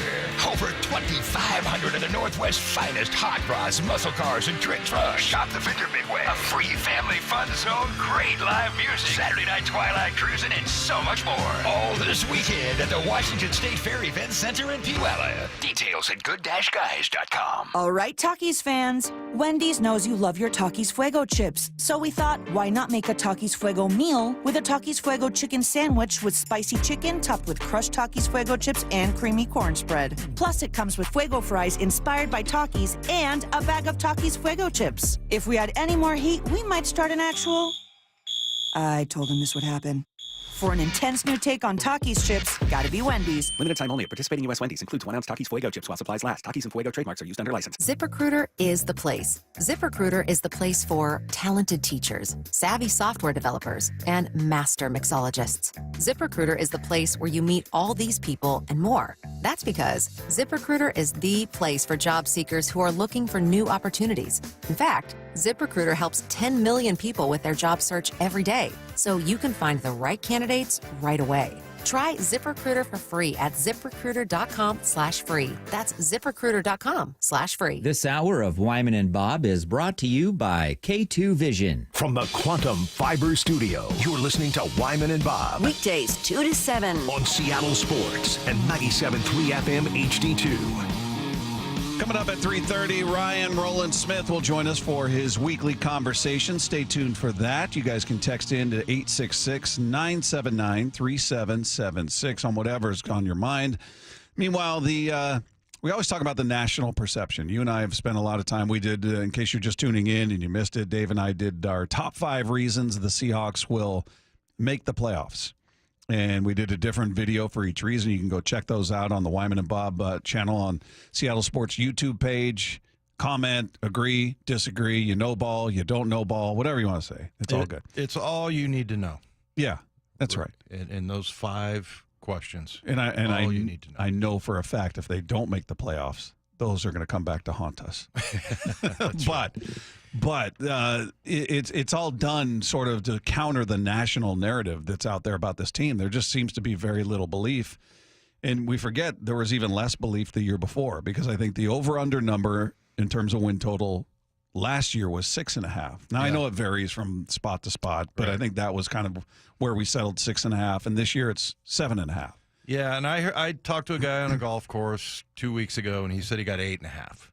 So, okay. And I like you said, different places, different lines, whatever they set the mark at. Yeah, so we've been talking about just sort of the national perception of this team, and we'll talk to John Gruden about that. Again, John Gruden with us at 4 p.m., so make sure you stay tuned for that conversation. Definitely worth it. But ESPN did a ranking of the 2025 NFL rosters, and they, best projected starting lineups as they see it. Seahawks came in at number 20. That's lower half. Then they give the biggest strength. They call their interior D-line. Biggest weakness, O-line. And then they've got X factor for 2025, wide receiver Cooper Kupp. Non-starter to no, edge rusher DeMarcus Lawrence. Just for by way of comparison, their top 3 rosters as they see it. Baltimore Ravens, number 1, biggest strength, quarterback Lamar Jackson. Eagles, number 2, biggest strength, offensive tackle. Detroit Lions, number 3, biggest strength, running back. So the rest of the NFC West, they've got the Rams at 8. They got the Niners at 10. They got the Cardinals above the Seahawks at 17. Yeah, that is one I cannot figure out. You always talk about that it goes the way of Kyler Murray, that team. Yeah. And, again, 500 until he proves otherwise. I mean, you see good from him, and then you see bad. Yeah. And that kind of reflects in his, as far as him being a leader of that team and Gruden his had record. some colorful thoughts on the Cardinals. You definitely tune in just if for nothing else. Just for that. His thoughts on the Cardinals and Kyler Murray, unsolicited, by the way. Check those out. But I totally agreed with him. Yeah, 100%. It's what we've been saying forever. Yeah. But I'm a little surprised, and again, we take these for what they are. They're conversation pieces. It's somebody looking at rosters going, I think this roster stacks up better because of whatever. As far as Arizona goes, their biggest strength, interior D-line. Their biggest weakness, off-ball linebacker. Niners' biggest strength, tight end, obviously Kittle. Biggest weakness, defensive tackle. Rams' biggest strength, wide receiver. Biggest weakness, off-ball linebacker. So 2 of the 3 teams have off-the-ball linebacker problems as ESPN sees it. Well, you know what's weird is in L.A. with the Rams, they don't pay those guys. Yeah. And that's one of the reasons why they traded away Ernest Jones to the Titans, is because they knew that, they heard from his agent, and they have 2 different ideas of the value of those guys. But, they got a lot of production out of their defensive line, so, they couple of rookies that were really good, Fisk and who's the other guy? Verse. So, yeah, I mean, that's interesting. That's a big weakness, and they don't value it. Very strange. But, yeah, the Rams kind of scare me. Out of the rest of the NFC West, that's the one that I feel like they've had our number, and I know it's different coaching and all that. The other thing is we gave up like 400 yards to that team, and they had like 3 or 4 of their starters sitting. They still won that game, but yeah, that kind of bothered me a little bit. So, but yeah, I mean, it's and the 49ers certainly lots of injuries last year and everything, but I don't know. I would say at first, the X factor for the 2025 season was wide receiver Cooper Kupp. I would have probably said Sam Darnold, because, everything goes through your quarterback, and if he is the good Sam Darnold, I think it's going to be good. But, yeah, the other guy I think that we're not talking about enough is MVS. If you look at he's sneaky good, and I feel like he doesn't get a lot of, there's been a couple of times where he's led the league in yards per reception, and he's also a big target, a big guy, so... And we haven't talked that much about him. We've talked much more about Cooper Kupp. So, yeah, I think that's kind of interesting. Yeah, I don't know. I remember when we talked, he was fun to talk to. Good guy. He's never piled up a bunch of stats. He's not a stat guy. As you talked about his that one category where he's shined, his average per catch. Look, trying to find his page. Here we go. Okay. Last year in New Orleans, it was 22.6. That's big. Yeah. But just in terms of his production, touchdown-wise, his best year was back in 2020. He had 6 touchdowns with the Packers. Yeah. He's never had more than 690 yards receiving. So he's not a big, in terms of receptions, his high water mark is 42 receptions. Yeah. So I feel like he's a spot holder. Yeah. I mean, he's got, capabilities. Obviously, he's on the team. They saw something in him, and maybe they can unlock something that other teams didn't. But I don't feel like when I look at the receiving core as we sit right now, maybe it'll prove me wrong, that you're better than you were last year. I don't see it that way with DK, Tyler, and JSN versus Cooper Kupp, MVS and JSN. Yeah, MVS has never been like the featured receiver, and then Cooper Kupp, of course, has the injury concerns. So, yeah, I mean, I can totally understand that. But yeah, I don't think they're that far off. And it's kind of funny, we don't talk that much about DeMarcus Lawrence. That was a pretty big move. Yeah. So, and that's their non-starter to know. All right, coming up, we'll get his take on everything going on with the Mariners, including is he disappointed that they lost this last game? Was 2-3 a good thing, or should they have swept with a 3-0 lead? Roland Smith will join us next. It's Wyman and Bob at Seattle Sports on 710. The clack of the cleats. The sounds of summer drifting off Lake Washington. These sounds of summer are the prelude to the symphony of fall and winter. Football season is coming. Just 2 more days until Seahawks training camp begins. Seattle Sports training camp coverage is presented by The Landing in Renton. The home of the Seahawks, Seattle Sports. Hey, it's Bob Stelton here. Let me tell you about one of the best decisions I've made in a long time, maybe one of the best in my life, when I went to K2 Vision for RLE. That's Refractive Lens Exchange. And Dr. Kopstein started K2 Vision with Dr. King from King LASIK, the most experienced LASIK surgeon in the Northwest. So King LASIK plus K2 Vision equals freedom vision for every stage of life. We're talking no glasses, contacts, readers, or cataracts. Now, I'm somebody that had a pair of readers in every room of the house, had them in my car. If I forgot to bring them into a restaurant with me, I'd have to have somebody read the menu to me oftentimes, and specifically the receipts. Tell me how much it says so I know how much to tip. I mean, it got very, very frustrating. And that led me to see Dr. Kopstein and talk to him about RLE, and it has been an absolute game changer. So whether it's LASIK, EVO, ICL, or RLE, trust the most experienced team of doctors with all of the data to recommend the very best procedure for you.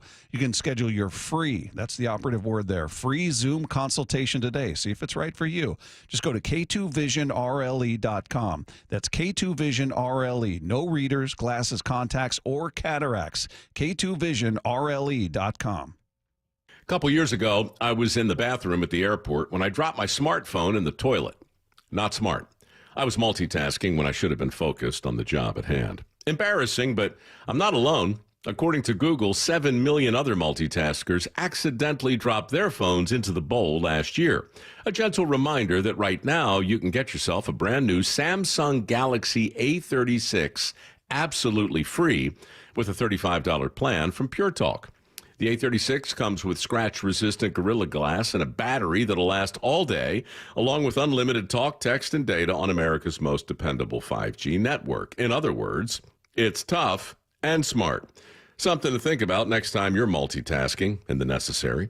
Just dial pound 250, say keyword micro to get your free phone today. You can make the switch in just 10 minutes. That's pound 250. Say micro to switch to a no-nonsense smartphone and a company that actually stands for something.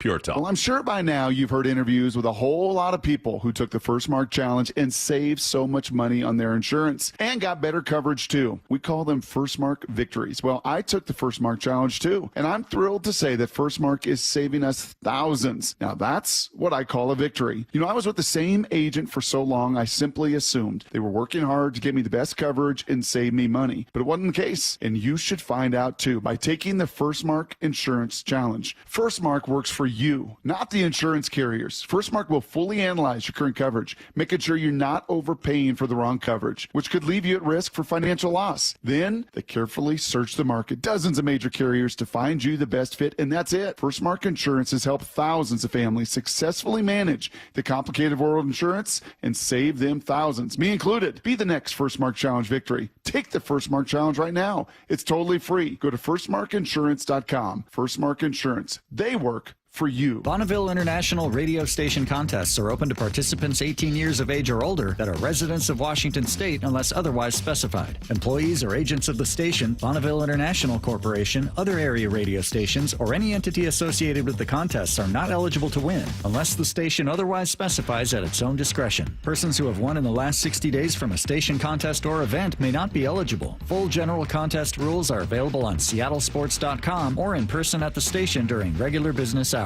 Get rid of stubborn fat and address areas of loose skin with ProSculpt, the simple one-day permanent fat reduction and skin tightening treatment. Book your free consultation at prosculpt.com.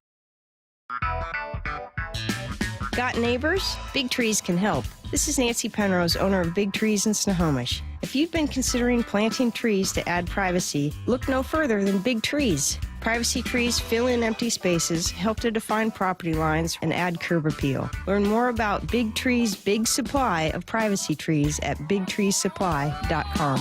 Beauty, privacy, instantly. Big Trees. Cool cars, cool people, good times. The Good Guys 37th Griot's Garage Pacific Northwest Nationals, presented by Wicked Fabrications, July 25th to the 27th at the Washington State Fair Event Center. Over 2,500 classics, an earth-shaking nitro thunder fest, tire smoke and burnout competition, and don't miss Good Guys Friday night vintage drags at Pacific Raceways in Kent. All this weekend at the Washington State Fair Event Center in Puyallup. Details at good-guys.com. All she had to do was just give me that ring.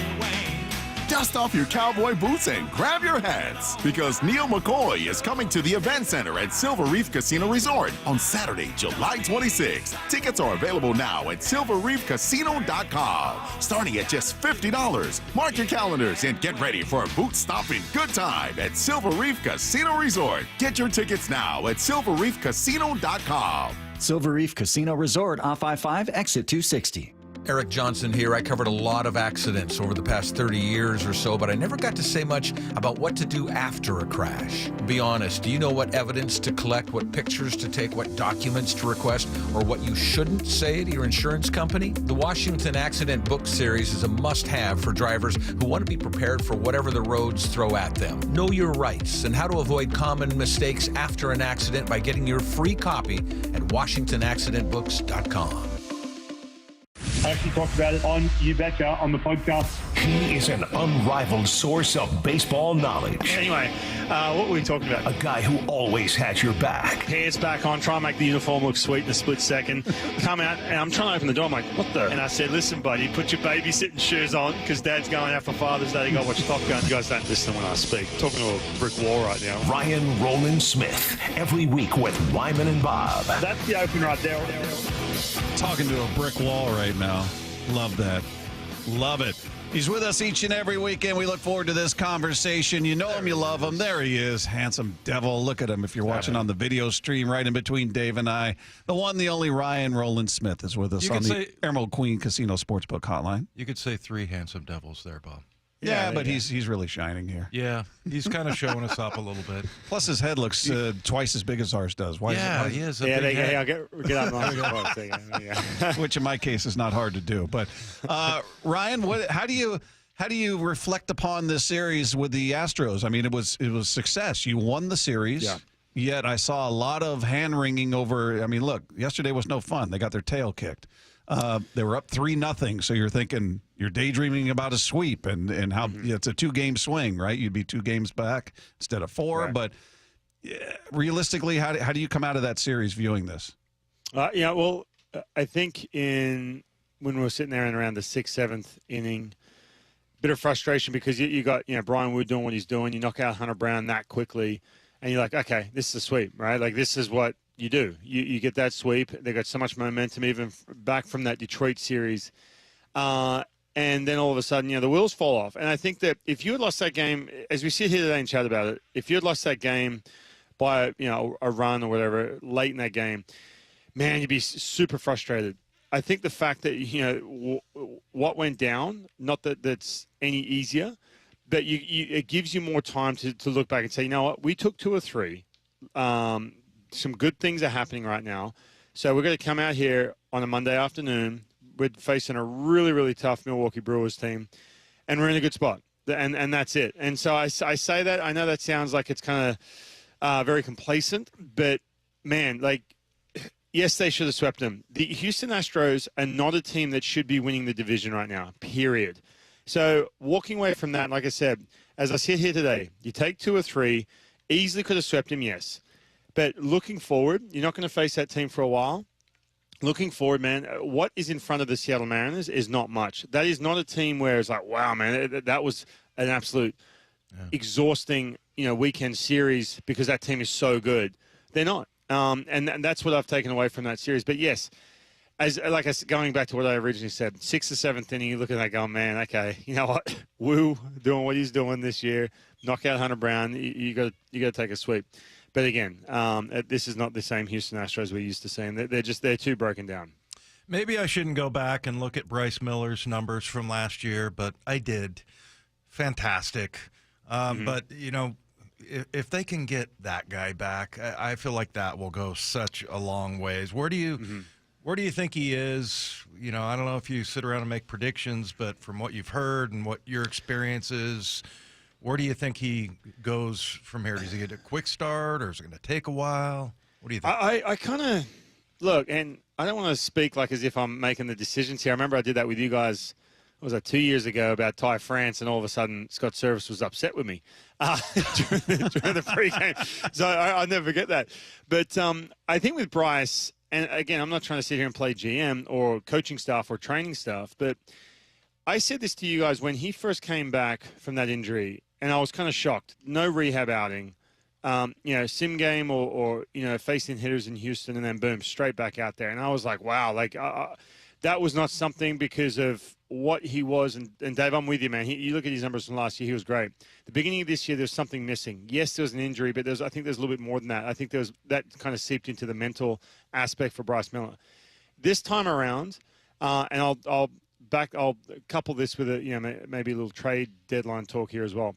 But this time around for Bryce Miller, from what you learned early on in this year, you have to take it slow. You have to get to a place that it's typical. I know that we're running out of time here in the season, but a typical rehab progression, not so much, yes, for the physical injury, but more so for the mental. You want a situation where he is, wherever in AAA or, wherever he's pitching, it's game speed. He's on the ropes. He's 16 pitches through the fourth inning, and he has to get that big out to keep moving. You want it to a place where, man, he gets that swing and miss on that split, and he feels really good about the reaction. And, yes, I know it's AAA, it's different, I get all that. But just something that can kind of, launch him into his return when he comes back to where he feels really good about it. I don't want to see a situation where he comes back. Yes, you want to see him back quickly, but at the same time, and they need him back big time. But at the same time, more importantly, I think you need to take it a little slower with him. Now, with all that being said, I was on the post-game with Shannon the other night. We kind of alluded to the biggest, pitfall here with this team in regards to moving forward, and especially facing a team like the Astros. We saw this, is you have to lean heavily on that pitching to get through the end of the year. Offensively, I think they're in a great spot. They are really good. Polanco is starting to look like he did back in April, where he's getting plus pitches, especially at the top of the strike zone. Randy Arozarena, the issue was with him back early on in the season was missing that 95 plus. He's not missing that anymore. You've got Dom Canzone, who is so much tougher with two strikes now. And so on and so forth. All around Cal Raleigh, obviously, and everything else going on offensively. I still feel like I talked to you guys about the bullpen situation. I think that's really important. But looking at this now and just watching Logan Evans that second game and seeing where Bryce Miller is, I don't think you can sit there and rely, on Bryce Miller to be that fifth starting option right now. You're only, how far away are we? 9 days from the trade deadline? You might have to think about maybe trying to get something to fill that fifth spot in the rotation. Yeah, you just touched on a couple of things that have led Dave to believe this ownership group is going to look at their offense and go, "We're good. We're good. We got no issues." Because I was looking at their their schedule to this point in July. They're 9-6 so far in July. Right? They're a winning team. And they've done it without benefit of Cal, who's hitting a $135 in July with a 281 on base. Julio still has 5 home runs, but I hear. Yeah, he's got 7 hits, 5 are home runs. Yeah. But he's not, his pace is completely off. Julio's hitting 217, 309. Rayleigh's hitting 211. Solano's cooled off again, hitting a $158. Dylan Moore is not even hitting 100. Guys that have contributed. But then the other side is Randy, as you brought up, JP hitting 328 with a 397 on base. Canzone's hitting 385. Polanco. Yeah, Polanco. Cole Young, 256 with a 356 on base. So you're getting it from the other guys in the lineup. And Dave looks at that and says, well, now they're going to go, all right, we're good. we got our guys. And I'm going, they better not.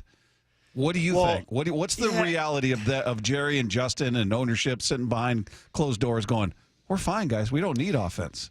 Look, put it this way. I don't think it's a situation, and you guys know this because we say it every year. First of all, the Mariners are always pretty aggressive when it comes to this time of year. So to sit there and say, they're not going to do anything or they're going to be completely buyers and sellers, I think it could be a little bit of a hybrid situation there. We do know if we're going to predict what's going on, and their style is, we want to have something that's more controllable. And I'm saying that because I know a lot of people have brought up, Gino Suarez name, which again, there is about 8 teams who are calling in on him saying, what about these 4 guys? What about these 3? All day to the D-backs. And by the way, the D-backs are in a situation now where it's like, okay, are they willing to get out of it this year? Because remember a couple of years ago, they went on that run, won the wild card in the AL West, and they're still alive, and that's the ownership for them isn't big on selling. They've only really done that once in the last 6 or 7 years, to be honest with you. And so I think they're going to, sort of pull that leverage in regards to it's going to cost you a lot. Are you willing to, when it gets to October, November, look back and go, man, all right, we got that one bat. Was that going to put us over the top? I don't know if it will. I don't know if it's one hitter. Now, if you have a situation where you can address some issues and you get a little creative like the Mariners do, they did that last year with, they got, Justin Turner, Randy Arozarena offensively, right? So there could be something like that. I still think that when you are taking all these calls, if you're this front office, and you're trying to map it all out, I don't think it's one or the other. But I do still think that the thing that's going to get them to a place, and when we're talking about in the midst of October, that is going to put them over the edge, and I'm not saying this because I'm biased because I used to pitch or anything like that, or I look at this game through a pitcher's lens, but that's going to have to be their backbone. They've gotten to this place right now where they're sitting back. What are they? 4 games back, or whatever they are against Houston? I should know this. Yeah. We just played the Astros. Yeah, it's 4. 4 games back. But they're tied for the second wild card spot with Boston. Right. Well, they've gotten to this place, right, not from their pitching, but there is that missing link in regards to pitching. And I'm talking about filling up the rotation. There's been that 5th starter, or even 4 or 5, where it's been a little bleak because of injuries. And then also, I've said this a million times, the low-hanging fruit for me is getting that 6th, 7th inning. We saw that a couple nights ago here in Houston, that 6th and 7th inning. You get some help there. Man, I think that's what's going to get them to a place. And then, again, I know it might sound boring, but when you're talking October, I'm telling you right now, man, you have that extra arm with Brash, who's looked a little shakier as well, and to go along with Munoz, you're in a much better spot, I believe. So I think that's the priority number one, but I'm sure they're going to get creative and go in both directions and figure all this out. Hey, Dom Canzone. What do you see from him? Because he's one of the guys that Bob mentioned picking up the slack. And I guess my question is it sustainable? Probably not, batting over 317 right now. But I don't know. Do you see anything different out of him than what you saw last year?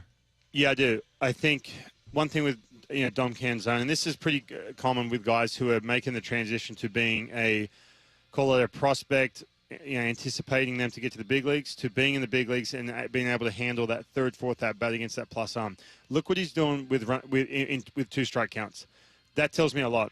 If you have a hitter who's doing some decent things, yet when they get to 2 strikes or into pitchers counts and they just get overwhelmed, and they're all of a sudden hitting nothing and just a swing and misses through the roof, that's telling me that yes, there's plenty there, but that's only at times where it's pretty common for anyone to hit. Look at what he's doing with 2 strikes. It's pretty amazing. I spoke to him the other day about this, and I said, hey, man, what's different with 2 strikes? Now, he's gone back and forth with that bigger leg kick, right? He's had that big, kind of slow, deliberate. It's a timing mechanism on the leg kick, and then he cut it out. It didn't feel right. He likes to have that little timing where he kind of hangs up in the air. And he said that now all of a sudden I can have my leg kick. I'm confident enough to have that. And I'm going to get a plus pitch when I get to 2 strikes, and I can still handle it. And if you look to, like, for example, half the home runs he's hit are with 2 strikes this year. I want to say 2 or 3 of the doubles that he's hit. He's had 12 extra base hits, something like that, since he's been back. Nearly half of them have been when in either pitcher's counts or with 2 strikes. So when I'm watching that, now he had one at bat on the weekend where maybe it was Josh Hader. I can't remember who it was. Yeah. Fastball up at the top of the strike zone. Yeah, I mean, sorry, he made good him luck. Look a little silly. Yeah, he but you know what he did? Right, it could have been a Brayu, but then yesterday against the Brayu, guess what? Same pitch, same count, and whack into right center field. So that's that quick, 24-hour adjustment that he's made. So that to me I think that's the biggest difference. And when you can get to a place that someone's going to bury you with 2 strikes, and then all of a sudden, man, you're on the back foot, and you can still handle and get good plus contact. That speaks volumes to me. So he's in a good spot right now. Hey, what have you seen out of Logan Gilbert since he's been back? I'm still waiting for him to be that innings guy. I mean, he had over 200 innings last year.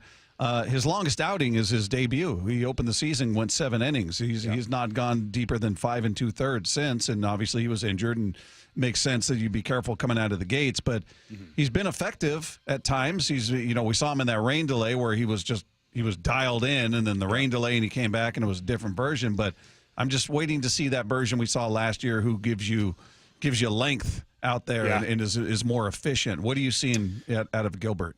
Yeah, I think that, first of all, it's been a similar – I've talked a lot about his fastball usage. I feel like there's a lot of sliders, a lot of splits. When you're leading into when he led into that injury, obviously something's not quite right, and that's a slow build-up, and maybe it's just a one pitch, but your body kind of knows that, hey, look, I'm easing back on that one pitch. Therefore, you lose the quality. If you're going to throw that many sliders and splits and you're not quite right, and then all of a sudden you hit the IL, well, that tells me that, 2/3 of the pitches you're throwing – you're not at 100%. You're not at the same 100% max capacity Logan Gilbert in 2024. Comes off the IL, and you're slowly trying to find it, as well as mentally trying to find it, and you're slowly getting there. Now, I think he's gotten better. And again, look, man, it's Logan Gilbert. He's really good. He's an MLB All-Star, led the league in innings last year. I'm not going to sit here and go, dude, walk down the field right now, some schmuck like me and say, hey, man, I think you should throw more fastballs. Oh, yeah, really? I'm not going to do that. But are you sure? No chance. But I don't want to be that guy, man. When I was pitching, I used to have people come. I'm like, dude, shut up. I don't want to hear giving you advice. Yeah, it's like you've never been out there. You've never been pitched before. Get away from me. This is what I do. This is when I'm good, right? And so look, he's obviously that's where he's comfortable at. But I think slowly but surely, the depth on the slider is getting better. The split is getting better. Therefore, I think he's getting close to that max capacity.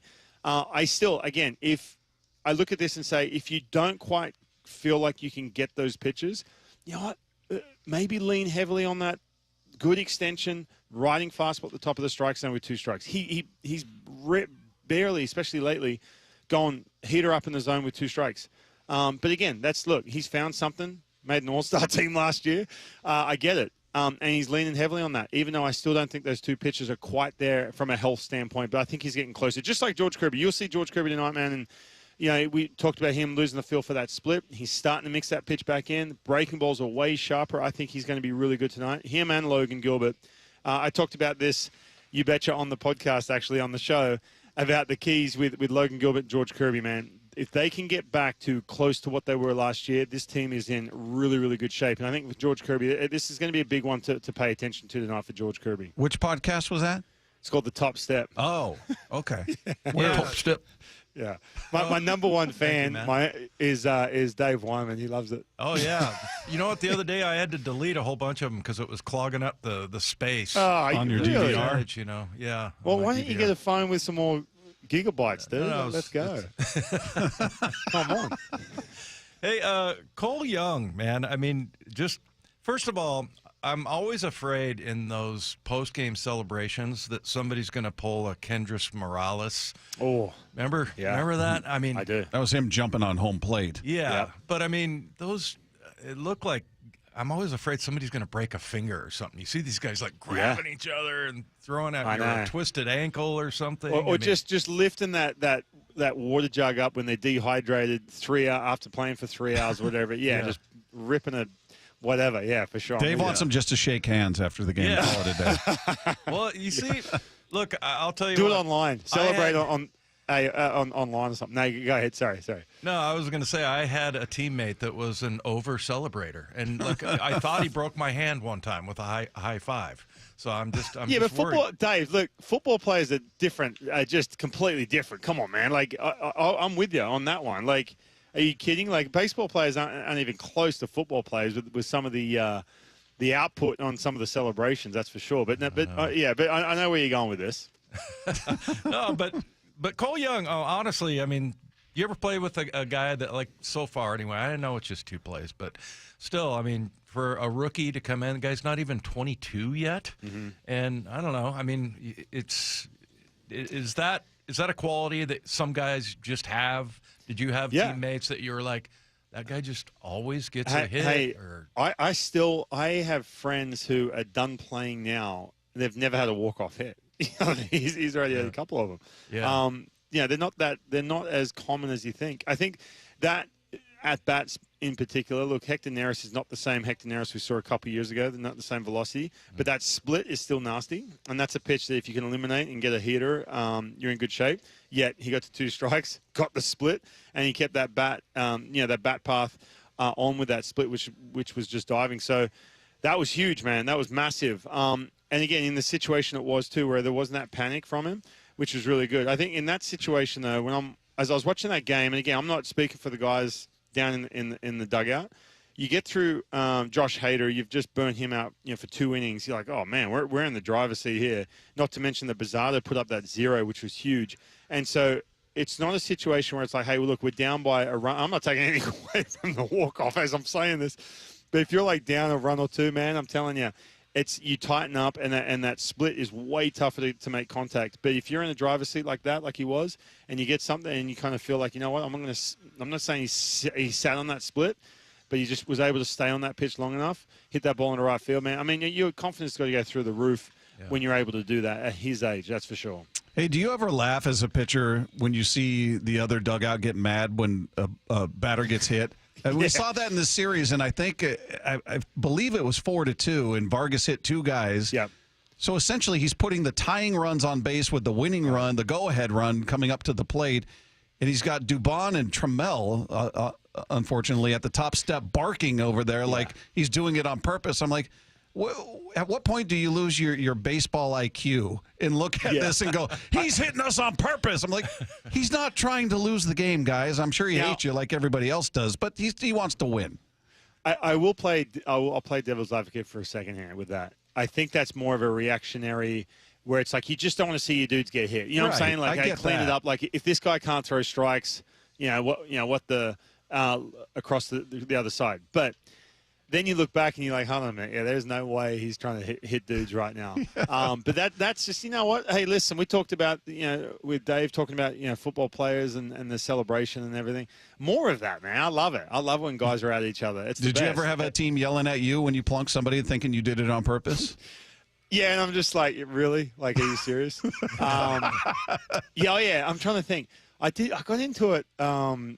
Oh, man, the guy, I can't remember his name. I think I've talked to you guys about this before. A dude who was with the Rangers, we're talking like late, we're talking 2008, 2009, a little like scrappy hitter. And I threw one up and in. It's like, dude, I'm not trying to hit you. Like, you're hitting 8. Who was it, Ian Kinsler? No. It was, someone like a left on left. And I'm like, you're an out. Like, you are, if I just get on top of the slider, you're an out. Like, I don't. Kid yourself, mate. I'm not trying to hit you here, period. Like, I'm going to deal with some of these. I've got some of these dudes who are very tough outs. You're not one of them. I'm not trying to hit you. And he's looking at me. I'm like, seriously? I remember that. And there's a bit of lip reading going on. And I think they blurred out. I remember this is back when, Sports Center was so prevalent. You'd watch Sports Center after a game and, the mouth was, blurred out. You know what I mean? I love you're not worth plunking, buddy. Don't get it twisted. There was plenty of that. Like, I'll be honest with you. Again, I'm not give myself saying I'm amazing, but there was some dudes I'm like, dude, you're hitting 8th right now and you're hitting 180. I got a new saying now. You're an out. You're an out. I love that. I'm not taking the time to plunk you. You're an out. Exactly. That's fantastic. He is Ryan Roland Smith with us each and every week. Always a great conversation. Ryan, we appreciate you, my friend. Good. You're on the call tonight, right? I am. Yes. Okay. I've just had 3.5 hours with the camp. The kids, big shout out if they're listening. They're always like, mention me during the camp. They're all a bunch of these kids. I'm like, mention them all. I'm not going to, when the third inning, say, hey, little Caleb says to say what's up. He was in the Yankees work group today, and he hit a home run in the home run derby. No, I mean, they're great kids, man. I love those kids. But no, we had a nice day at the camp. I'm all fried, sunburnt. But excited for the game tonight. I mean, the Brewers are no joke. 10 in a row they've won. Yeah, they've won 10 in a row. Just tell the kids I'll do it for $40. Yeah. I'm still waiting for you to give your motivational speech. 9 a.m. out front and center. Dave Wyman. I'd love to hear it. Tell him how it is. Wait, what did I do? Let's go. He wants you to come out and give a motivational speech to his kids. Yes. Knock the crap out of them, kids. Take that bat and use it as a weapon. That's right. Hey, I'm expecting Brian Wu's hosting the one-day camp August 4th, and I don't want to bug him now because he's still on. He's still on his cloud from the All-Star game. Be like, hey, you ready for Brian's camp? But I'm expecting some big talks from him, man. I'm fired up. It's going to be good. So, when is that? August 4th? August 4th in Bellevue. Yeah, Brian Wu. Is it sold out? No, I mean it's still kicking. Yeah, Man, for sure. If I were a little kid out there coming up, I'd be there. Yeah, hanging out with In Brian fact, I was going to and ask me. you, can I come hang out with you guys? Would that be Let's okay? go. Bob's going to be Absolutely. over there asking him for autographs and everything. And like, No autographs, though. Brian, No, can I carry your mitt for you? Where are you going? I'll just set it down there for you. Yeah. That's my job. Good stuff. Ryan, we appreciate you, man. Sounds good. Thanks, guys. There he is, Ryan Roland Smith, with us each and every week. If you missed any part of that conversation, you can find it on the podcast page after the show at seattlesports.com. Meanwhile, what does John Gruden expect to see from the Seahawks this season? Well, we'll ask him. You're going to hear his answer coming your way next. It's John Gruden up with Wyman and Bob, Seattle Sports on 710. It's one of the most pivotal stretches for the Mariners this season, with just 10 days till the trade deadline. Mariners plan for the trade deadline. Obviously, the biggest question, and our buddy Jeff Passan, who are the best bats available? It's Gino and it's Naylor. It would make this team right there with every other team that has World Series aspirations. Stay plugged in as the Mariners approach the trade deadline on Seattle Sports on 710, the Seattle Sports app, and the Seattle Sports YouTube page. Oh, it is the time of the season for pests. That's right. No one likes them. No one knows where they come from, but we can all agree no one wants them in their house. Mike Salk here for Crawl Pros, and they have a full-service pest control division now called Pest Pros. They can come to your house and do a full corner-to-corner inspection, take care of any problems, just like they did at my home. This is the time of the year you'll start seeing more ants in and around your home. You may also begin hearing a little buzzing outdoors. Bees, wasps, hornets. If they make a nest on your property, that is a huge nuisance. So please don't try to take care of those nests on your own. Simply call Pest Pros to have any nest removed and destroyed professionally before the problem grows or you and your guest ends up getting stung. Pest Pros is the full-service pest control division of Crawl Pros with eco-friendly treatments to keep ants, stinging insects, and all sorts of critters from making their way into your home. If you're worried about rodents, ants, or other bugs or an issue in and around your home, call Pest Pros or visit gopestpros.com to schedule a free inspection at gopestpros.com. We at Three Tree Roofing understand that your home is your castle. That's why our certified technicians use state-of-the-art installation methods to deliver the highest warranties available. Check out our hundreds of online reviews and schedule a free estimate to see for yourself. Three Tree Roofing, your Puget Sound roofing experts. Progressive's Auto Quote Explorer lets you easily compare direct rates from different insurance companies, so you can be confident you're getting the right one, even if it's not with Progressive. Way more confident than you were when you bought that TV in a parking lot. It just happened to not come in a box or include a remote. And when you finally managed to turn it on, all it displayed was the menu of Grumpy's Tacos. So use Progressive's Auto Quote Explorer and be confident you're getting insurance that's right for you. Progressive Casualty Insurance Company and affiliates. Not available in all states or situations. Prices vary based on how you buy. This is the story of the one. As a lineman, he does whatever it takes to keep the power on in his community. And he wants a partner like Grainger who does the same. Grainger offers the professional-grade products he needs, from voltage detectors to harnesses to hard hats, plus fast, dependable delivery, so he can rise to every challenge. Call 1-800-GRAINGER, click Grainger.com, or just stop by. Grainger, for the ones who get it done. Hi, it's me, Flo, here to tell you that with the Progressive Home and Auto Bundle, you get 24/7 protection, so you're covered no matter where the day takes you. Even bad hair day? Yep. And tree branch fell on my car day? Especially that day. Progressive has you covered 24/7 for your home and auto. How about thought it was chicken, but it was tuna day? Or overnight construction outside my bedroom day? Those days too. Great, because that was each day this week. Been there. Well, at least your home and auto are covered every day with Progressive. Progressive Casualty Insurance Company affiliates and other insurers. Not available in all states.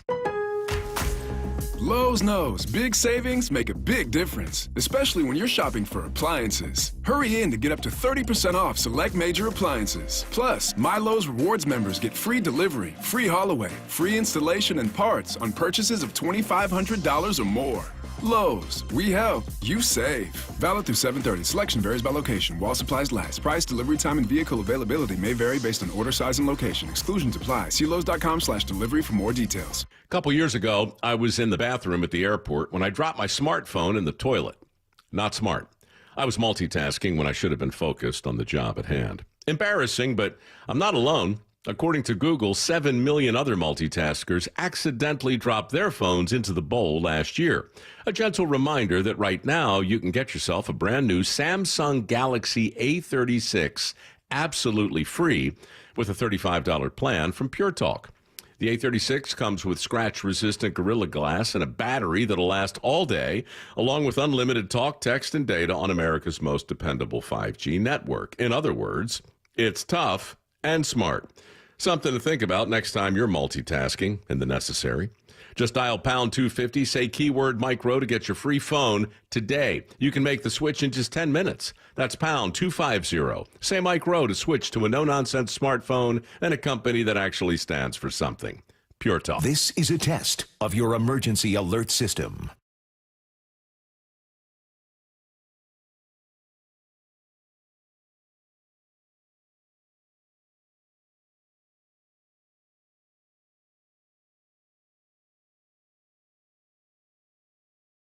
When it comes to the security of your business, doubts can creep in about who you're trusting to protect it. At Bail Arm, we got you. For nearly 80 years, we've been putting our customers' minds at ease with our advanced technology and personalized support. Feeling insecure about your current security service? Visit bailarm.com today. Let's go! This is Seattle Sports. Streaming through the Seattle Sports app. KIRO AM Seattle. KIRO FM HD2 Tacoma. Home of the Seahawks, Mariners, and everything Seattle sports. Seattle Sports Snapshot. Mariners looking to get back in the win column tonight. Game one of their series with the Milwaukee Brewers, who are an absolute tear right now. They've won 10 in a row, come in 19 games over 500 at 59-40. Meanwhile, the Mariners looking to win another series as they took 2 of 3 from the Astros. They send George Kirby to the hill in game one of this one. You can catch it all starting at 5:30 with the pregame show. 6:40 first pitch right here, Seattle Sports on 710. Meanwhile, the baseball scoreboard is up and active right now, bottom of the first. The Guardians and Orioles are tied at 3 apiece, so a lot of runs early in that one. Top of the second in Pittsburgh, no score between the Tigers and Pirates. Headed to the top of the second in Miami, Padres and Marlins are scoreless. Red Sox out to a 1-0 lead over the Phillies in the top of the second. Nationals up 1-0 on the Reds in the bottom of the first. That one in Washington. Still to come, Blue Jays host the Yankees. Mets and Angels in New York. Braves welcome the Giants to town. It's the Rays and White Sox. Cubs and Royals. Rangers host the Athletics, and the Rockies and Cardinals get together later as well. Snapshot brought to you by Miller Lite. When it's game time, it's Miller time. This hour is serviced by the Lee Johnson Auto family. From the Quantum Fiber Studio, this is Wyman and Bob On Seattle Sports. Streaming live on the Seattle Sports app and at seattlesports.com. Now, here are your hosts, Dave Wyman and Bob Stelton.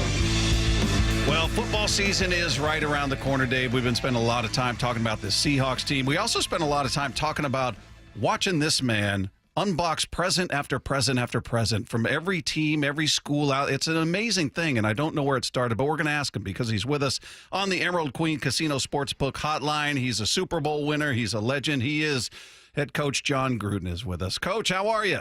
I'm doing great. Great hearing your voices. Thanks for having me on. It's great to talk to you. And before we get into all the football conversation, where did this whole, we were celebrating you unboxing that giant box that the Seattle Mariners sent you, and you're sitting there wearing the Cal Raleigh Big Dumper chest protector, and you're pulling out all this gear, and Lou Piniella's in the room with you, and it's turned into this huge event. Where did this originate? Well, Barstool Sports has a lot of crazy employees, great young guys that they have minds for this stuff. I had Jason Candle, the head coach at Toledo, the head football coach, came, and we just studied football for a day and a half. And about a week later, out of his appreciation, I guess, he sent me a box of Toledo Rocket football gear. And my assistant from Barstool, Jake Malisak, said, let's film that and let's put it out there. Well, the next day, the Cincinnati Bearcats sent a bigger box, and then the floodgates opened, man. We were getting boxes from college teams, and we got them from hockey teams, and it was exciting, man, to get one from the Seattle Mariners. Have you been following them a little bit more closely since you got your box? Oh, I mean, they're 53-46. We're 4 games behind the freaking Astros in the division. Are we going to get it going or what? That's what we're wondering. You just made a million new fans out here, Coach. Yeah, no, I love baseball. I love, Lou Piniella. He's my neighbor here in Tampa, and we talk about the old days in Seattle, the great memories that he had. And I was a good baseball player in high school. I thought that was going to be my calling card until I moved to Florida and realized how good these pitchers are. But I love following baseball. And as a matter of fact, the Tampa Bay Rays, our hometown here, team is neck and neck with you guys for that wild card spot. So certainly keeping an eye on the Mariners. Well, that it was cool to see for everybody out here. I think you know that Lou is a legend. He's royalty out here. So to see him in that video was even cooler. Is he literally next door to you? Is he down the street and you just said, hey, come unbox this Seattle Mariners stuff with me? And all of a sudden he's walking around with a batting glove on and holding a bat. And how did that work? That's exactly how it happened. He lives basically 100 yards from my house. I just called him up, see if he was there. He came right over, and there he was.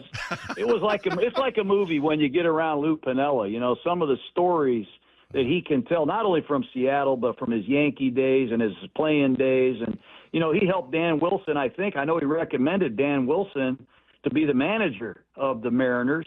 And it was just really cool having him here talking about the history of this Seattle Mariner baseball team.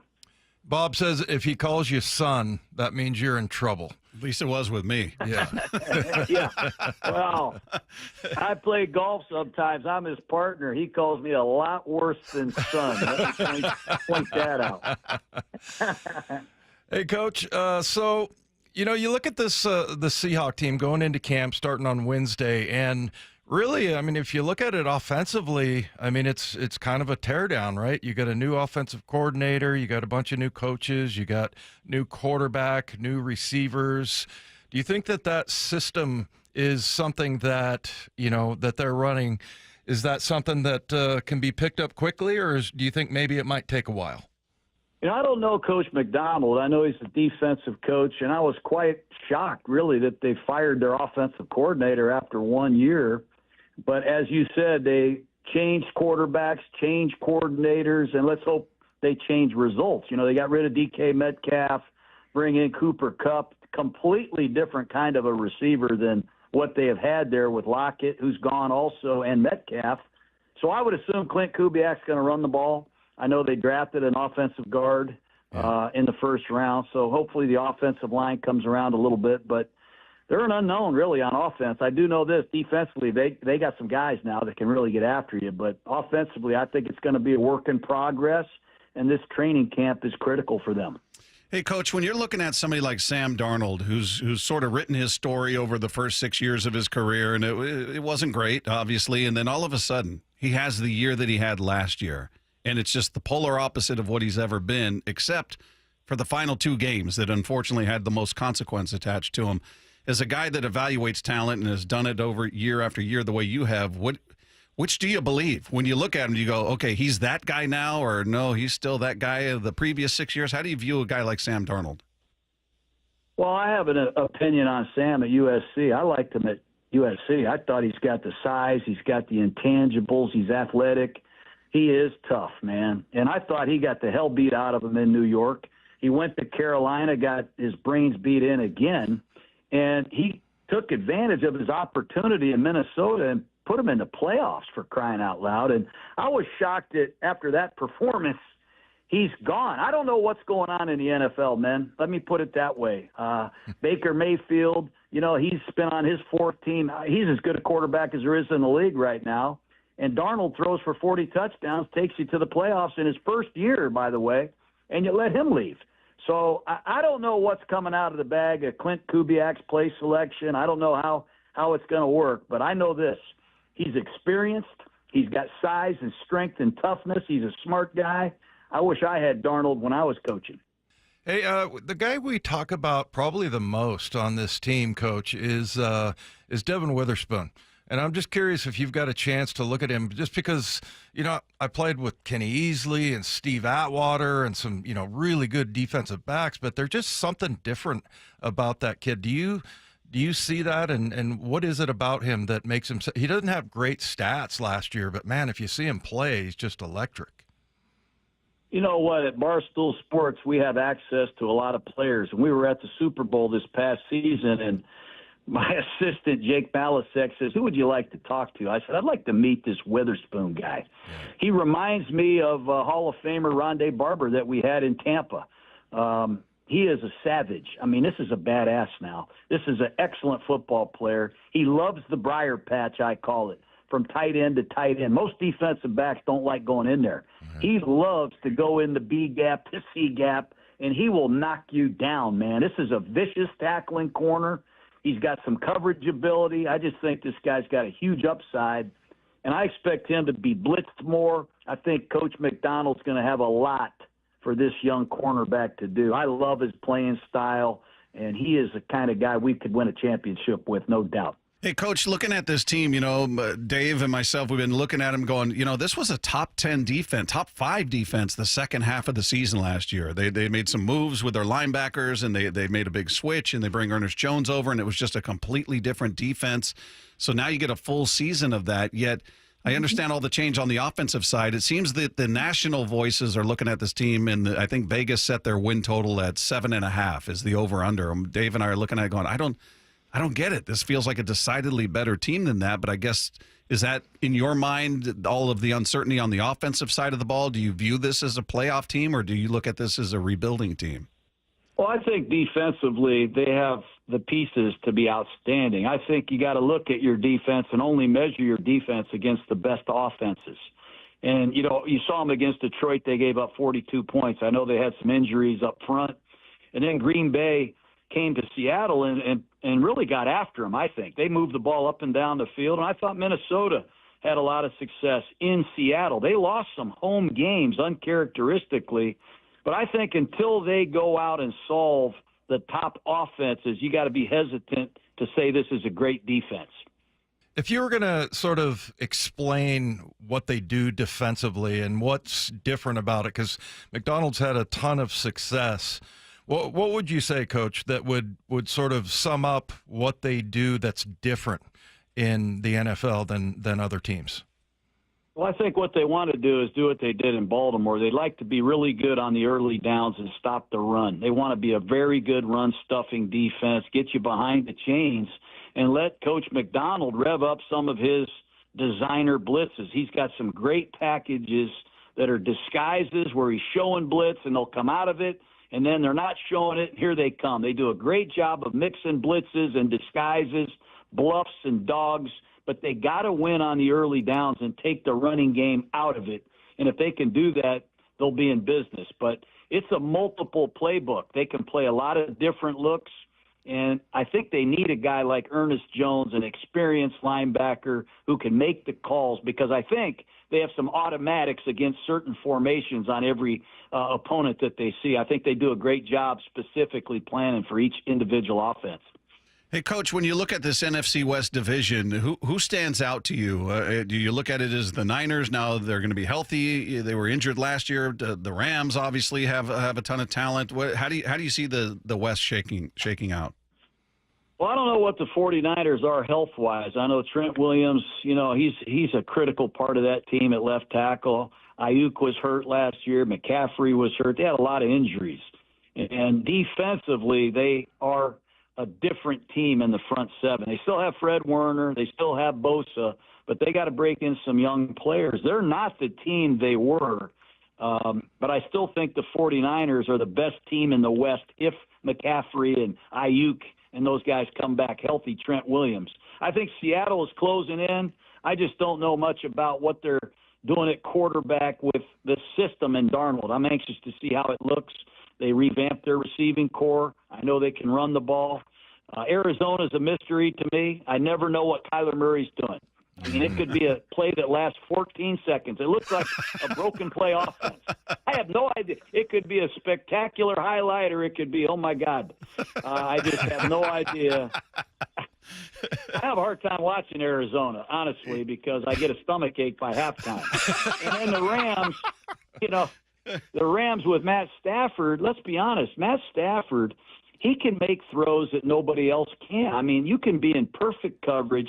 He can make 2 or 3 throws on any given Sunday and win a game for you. And now with Devontae Adams and Nakua on the same team, I really have a feeling the Rams are going to win the West. I think the 49ers and Seattle are going to compete for a playoff spot. And I think Arizona is just a little too helter-skelter for me to put in that bunch. Hey, back to the 49ers for a quick second, Coach. What did you think of the Brock Purdy deal? Did you like that? Are you a believer in him, or do you look at him as, well, he succeeds in that system, but he's not that type of quarterback to earn that kind of money? What do you think?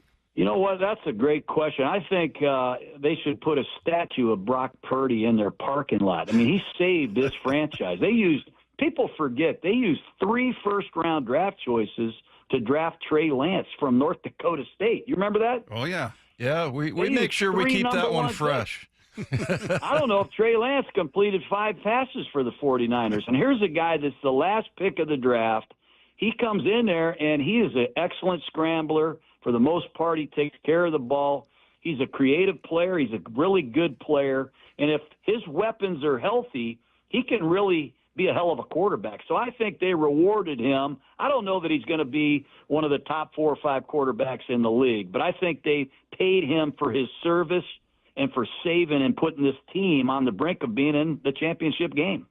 Yeah, that's a great point, and we bring up that Trey Lance trade all the time because we hate the 49ers. But, hey, Coach, what do you think about offensive line play just in general? And I guess I'm an old school guy. I feel like, when they sort of cut down the hitting days that, you really can only practice, there's not a lot of contact. And, do you think offensive line play in general has kind of taken a little bit of a step back? And is it because of that, do you think? Or is it just because what you got coming out of some of the systems in college?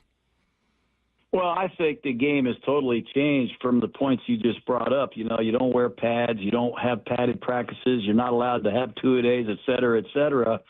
Everybody's in a 2-point stance. You don't even see a 3-point stance anymore, for crying out loud, not even on 1st and 10. Yeah. When you see one, you should tell your concession people to hand out a free beer or a free bag of popcorn if you see a 3-point stance. But, everybody's running the tight zone plays or the wide zone plays, combination blocking, and these run-pass options, man. You see it Friday night at your local high school. You see it all day Saturday in the NCAA, and now you're seeing it Sunday. A lot of people think that's a play-action pass. These are running plays where the quarterback is pulling the ball and throwing a built-in pass to a bubble screen or whatever. But to your point, there's not a lot of rock'em sock'em double teams and old gap schemes that you're accustomed to seeing, and it's disappointing. I don't think they service the running backs either. I used to love to see a running back 7.5, 8 yards deep, Adrian Peterson, Earl Campbell, whoever, Mike Allstott, and a reverse pivot and a downhill attack towards the line of scrimmage. But everything is kind of evolving now into this single-back RPO world, and I call it ridiculous protection offense because I get sick of looking at it. Well, Coach, you still have a ton of fire in you. Is it still something you want to do? Do you want to coach again, or does the game today look at it and go, that's not my world anymore? How do you view coaching in football? No, I'm planning on coaching again. I always prepare to coach. I'm going to a couple training camps. I've already been to a couple mini camps. We have a lot of coaches and players coming through here. I don't know what life has ahead of me, but I'm preparing, as always, to coach. And if I have to adapt when I do, I'll adapt when I do. But in the meantime, I'm having a blast here with Barstool, and I've met a lot of really cool people. Coach, I'll put you on the spot here a little bit. Who are some of the best players that you ever coached, or can you identify one? I don't want to, make it a small number because I'm kind of like picking your favorite child, right? But who are some of the best players that you will remember from for the rest of your life? The best player I ever coached is going into the Hall of Fame this year. His name is Sterling Sharp of the Green Bay Packers. He only played 6 or 7 years. But Sterling Sharp, I named my son after him. They called him Deuce because he was number 2 at South Carolina. This guy could play quarterback, strong safety, middle linebacker, tight end, wide receiver, or any position on the team. He was unbelievable. Playing strength, intelligence, competitiveness. Sterling Sharp would be my favorite guy. Jerry Rice would be right up there. But, when you win a Super Bowl, you got to say Sapp. You got to say Brooks. You got to say Barber and Lynch, the Hall of Famers. And my quarterbacks, I spent my whole life with Rich Gannon and Brad Johnson and Derek Carr. So those are the guys, but there's so many on both sides of the ball. But there's a list of some guys that I'd have on my wall here in the FFCA where I work. Hey, Coach, is there a team or a player you look at today that you're like, I don't care what's going on, this is must watch. I need to see this team. I need to see this player do his thing or their thing. You know what? I like watching Andy Reid's teams play. Andy and I coached together at Green Bay. We have a similar upbringing from Mike Holmgren, one of the ex-Seattle greats. I just love watching how he puts together a game plan, some of the creativity he has in the red zone, his short yardage.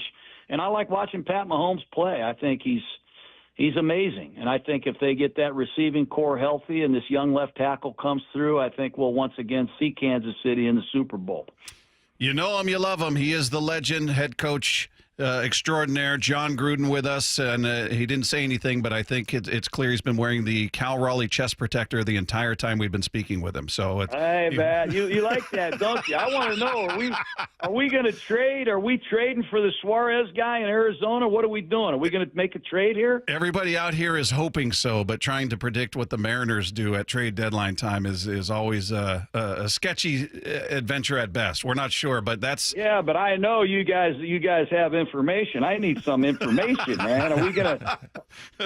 What's the deal? Is our pitcher Gilbert going to come back this year? Or is he out for the year? No, he's back, but Miller's out right now. Bryce Miller, so he's expected to be back hopefully in a few weeks. Gilbert is back, so hopefully the rotation's going to get back to what it was last year, and we'll be talking about a playoff version of the Seattle Mariner team.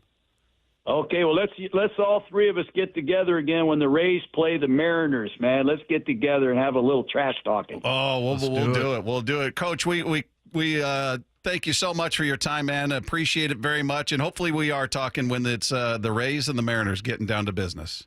Yeah, same here. Thanks for letting me come on. Stay in touch, guys. Appreciate you.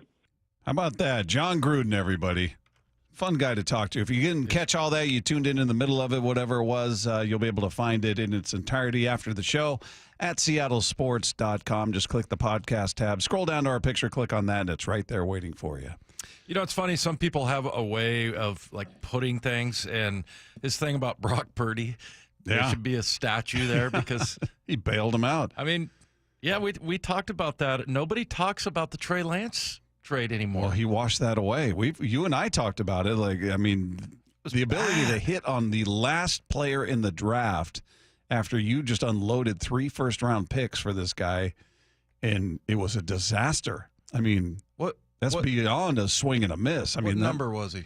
I think he was 3. Was he 3rd overall, I think? Top 5, I'm sure. I'll look it up. If only there was a way to find out. I know, some sort of technology. Yeah, but, yeah, that was an unbelievable move. Unbelievable that they're able to, and that's what's so fascinating about the draft to me is, and I always say this, I don't know what's more fascinating, the undrafted free agent who becomes a Hall of Famer like John Randall, right, or the first round or first pick bust, you know. And that, even going back and looking at the year I was drafted, there is in the first round there's a ton of guys that just didn't make it. And I remember thinking, oh, man, look at these guys. They're first rounders. They're for sure going to make it. And not necessarily. But, yeah, I don't know. I think – and he's not a free agent, but he's 1 pick away, Brock Purdy, from being a free agent. Yeah, Mr. Irrelevant, last pick in the draft. Yeah, Trey Lance was number 3 overall. Okay. Trevor Lawrence was number 1. Zach Wilson, number 2. Wow. And Trey Lance.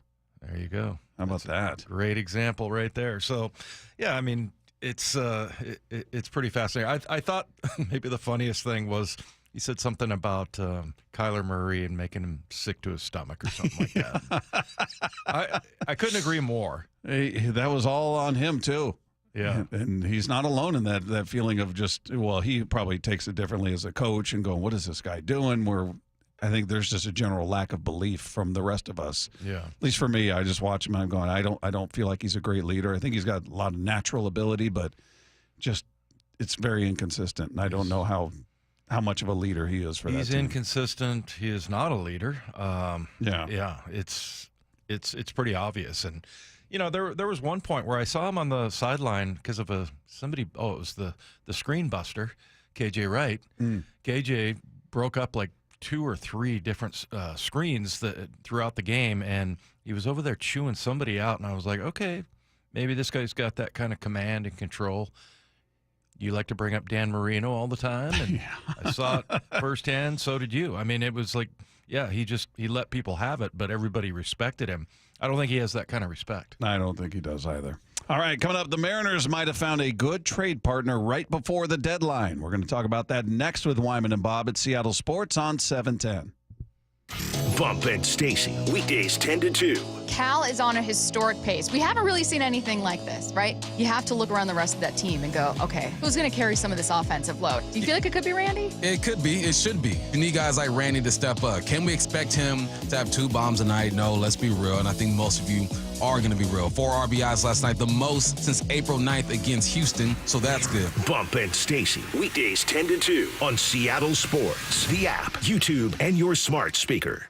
Hey, it's Dave Wyman here for Harley Exteriors. And when you hear Harley Exteriors, think windows manufactured right here in Washington, specifically designed for our Pacific Northwest climate. Olympic Series windows are offered exclusively by Harley Exteriors, and this is the window you want. It looks absolutely stunning. It's much better than any traditional vinyl window. And these windows, they last up to 60 years. And they're going to lower your energy bills and provide year-round comfort. And they come with a double lifetime, fully transferable warranty, meaning not only are you covered for glass breaking or damaged seals, but it's also going to help your home's resale value.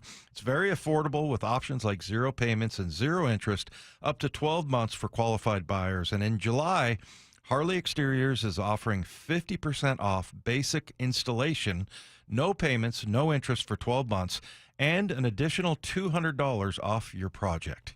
Think Harley Exteriors for windows, doors, and more right here in the Puget Sound. Call 833-HARLEY. That's 833-HARLEY. Or go to harleyexteriors.com. Hi, my name is Jordan Gage, head of school at King Schools. Is tuition cost the #1 thing keeping you from making the leap into Christian education? Did you know that King Schools awards over $2.3 million in tuition assistance every year? 25% of the families that make up this incredible Kings community utilize our variable tuition program to make Kings more accessible. The team at Kings would love to have you on campus for a tour and consultation to see how to make it possible for your family to experience the difference in Christian education at Kings. Mention this ad and no application fee. Go to joinkings.org for more info. All right, Takis fans. Wendy's knows you love your Takis Fuego chips. So we thought, why not make a Takis Fuego meal with a Takis Fuego chicken sandwich with spicy chicken topped with crushed Takis Fuego chips and creamy corn spread. Plus, it comes with Fuego fries inspired by Takis and a bag of Takis Fuego chips. If we had any more heat, we might start an actual... I told him this would happen. For an intense new take on Takis chips, gotta be Wendy's. Limited time only at participating U.S. Wendy's. Includes 1 ounce Takis Fuego chips while supplies last. Takis and Fuego trademarks are used under license. Why'd I go to the doctor? One day at the firehouse, I was so lightheaded I could barely stand. Even my crew noticed. Getting checked out was the right call. Turns out I have atrial fibrillation, which increases the risk of stroke about 5 times. Symptoms like irregular heartbeat, heart racing, chest pain, shortness of breath, fatigue, or lightheadedness can come and go. But if it's AFib, the risk of stroke remains. If you have symptoms, contact a doctor. I'm so glad I did. Visit NoTimeToWait.com, sponsored by Bristol-Myers Squibb and Pfizer. This is the story of the one. As a safety manager at a manufacturing plant, he does everything he can to keep his coworkers safe. From finding ways to reduce risks to keeping safety supplies in stock. And for that, he relies on Grainger. Grainger offers a broad range of quality products and next-day delivery, so he can always play it safe. Call 1-800-GRAINGER, click Grainger.com, or just stop by. Grainger, for the ones who get it done. Drivers who switch and save with Progressive could save hundreds. With that kind of money, you could go big time. The next time you're out to dinner with friends, you can order the shrimp cocktail for the table. And maybe you'll realize it only comes with 4 shrimp after you've already given away 3, but that one shrimp will be so good. And if you switch and save hundreds, you could get shrimp all the time. Switch to Progressive and you could save big time. For shrimp. Progressive Casualty Insurance Company and affiliates, not available in all states. Potential savings will vary. The home of the Mariners. One hopper snared at short. Not a quick hop by J.P. Crawford. That guy's a magician over there at shortstop. Seattle Sports. Download the Seattle Sports app. Eric Johnson here. I spent the past 30 years working to help make our community better informed, better protected when it comes to consumer issues, and better equipped to take on whatever life throws at us. That's why I love the free Washington Accident book series from Davis Law Group. These books keep us better informed about the law, better able to protect ourselves on and off the road, and better off when all is said and done after an accident. Chris Davis didn't have to write these books. He did it because he saw a need.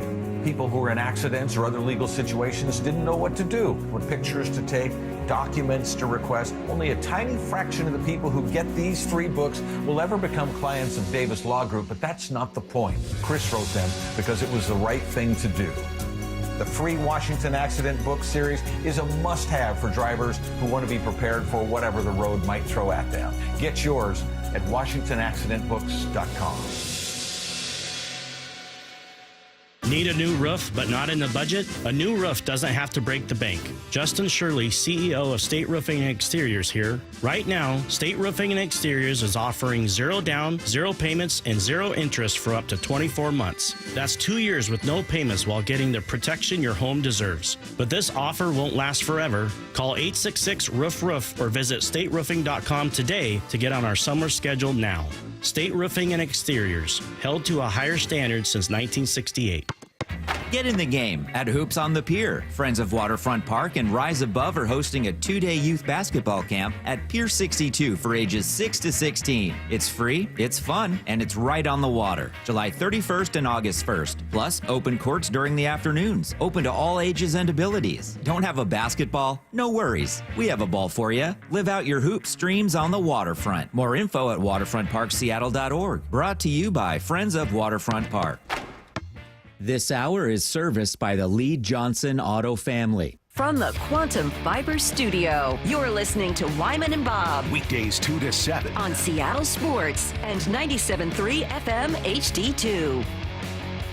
Our thanks once again to John Gruden, who joined us in the previous segment. In case you guys just tuned in and missed that conversation, very entertaining stuff from Coach Gruden. So I would highly recommend checking that out on the podcast page. If you guys missed it, just head to seattlesports.com after the show, click the podcast tab, click on our picture. It'll be right there waiting for you. A lot of people texting in saying they loved hearing from Coach, and John Gruden's a beauty and great stuff, and they loved him. So we appreciate all that. Meanwhile, we're rapidly approaching the trade deadline in Major League Baseball. Will the Mariners pull the trigger on something big? Won't they? Are they going to do something beyond a bullpen arm, perhaps? Hopefully, they better. But the Diamondbacks are a team that everybody's looking at. Everybody's looking at the Diamondbacks going, oh, Gino Suarez and Naylor and this guy and that. Like, everybody wants to just pilfer the team. It's not just us. Oh, no. They're a very – it's frustrating because you're looking at Gino Suarez as one of the most popular talking points from teams that need a bat. And he seems to be target number one. He was here. And now the Mariners would love to have him. He was here. You got rid of him because you wanted to get rid of salary. He was here. He was on your team. You had him locked up to a deal. And now if you get him back, you're going to have to give up prospects to get him for a couple of months. He's a free agent at the end of the year. Yeah. Well, and it's a matter of whether or not this team is a buyer or a seller. They just swept St. Louis to get back to 500. Right. They're 50-50. So, it just turns out that what we've been talking about all year is getting a power hitter at the corners, first or third. Yeah. They got both of those guys. It's just a bummer that he was already here, had him locked up. You let him go because you wanted to get rid of salary, and now you're going to get him back and potentially in exchange for prospects.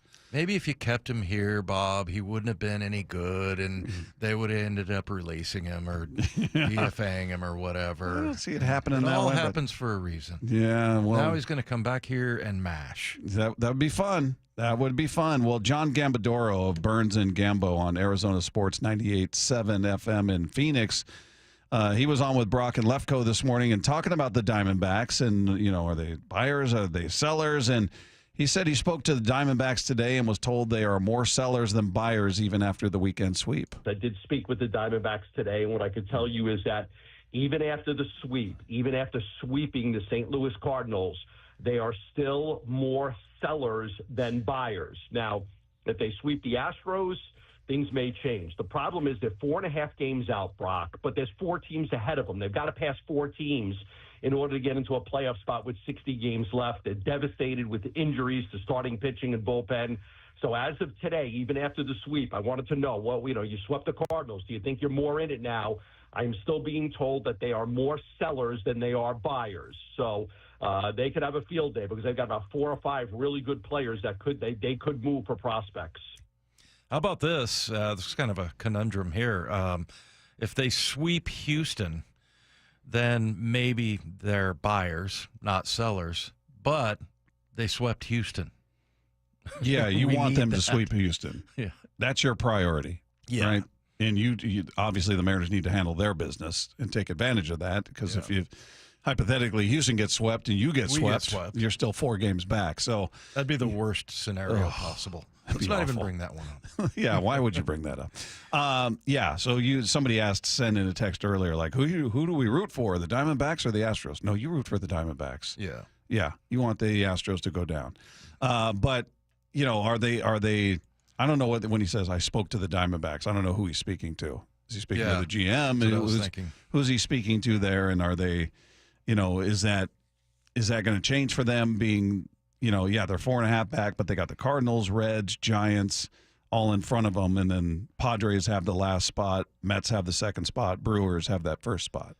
So there's a lot of traffic in front of them. So depending on where they're sitting after this, if hypothetically if they were to sweep the Astros, where are they? What did the other teams that are in front of them do? Did they win too? Because then there's no movement. So I'm rooting for all those teams to win. The Padres, the Giants, the Reds, and the Cardinals, all to win. So that way it just renders whatever they did pointless. And they remain sellers. Yeah. Well, and that's the big problem, and we talked about it earlier, that it has to be just right for another team. I mean, you have to have a prospect that, that was a guy that they had their eye on and always wanted this guy. And, even though, Eugenio is on this home run tear right now, we still, we want to, get the deal done. So, that's kind of the hard part there with Suarez because it's kind of tough to swallow the fact that you've already been here. Yeah. Other thoughts from Gambadoro. He talked about all of the guys that the Diamondbacks are considering trading are on expiring contracts, so they might not be back anyway, so selling makes sense. The deal is that these guys are all expiring contracts, right? They're not going to be trading players that are under contract for the next 3 or 4 years. They're going to be trading guys that have expiring contracts.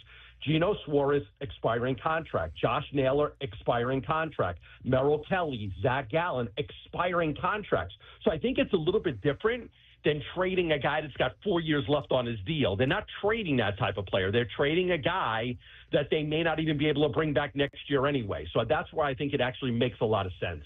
And it does. I mean, I think even if you're a fan out there and you're feeling like, we got to go for it, but you do all have all that traffic in front of you in terms of that group of teams, you got to leapfrog. The reality is your chances aren't great unless everybody in front of you falls on their face and you're just on a tremendous hot streak. Yeah.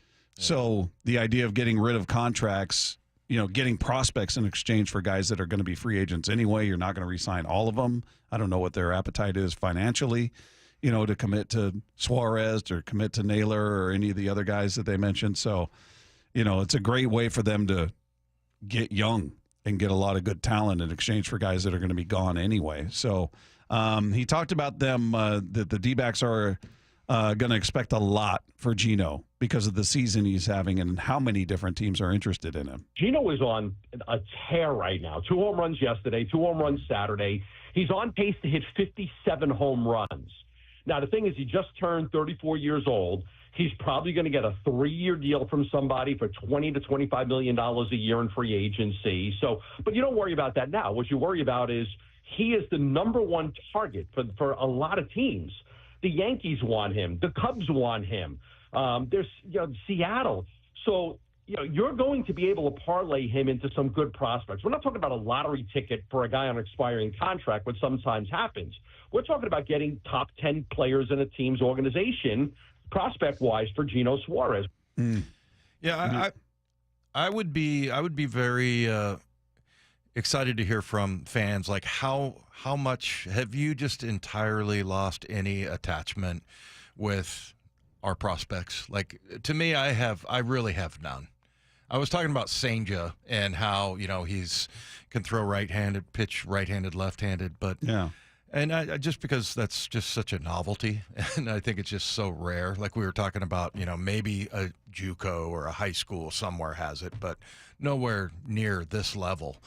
But still, even that, I mean, like, yeah, it's novel. We don't know if it's going to translate at the big league level. Yeah. No idea. He may just end up being, hey, he's just going to be a righty. Right. And it used to be Harry Ford for me that I'm like, but the situation now with Cal Raleigh and the length of his contract he's got no and everything. avenue.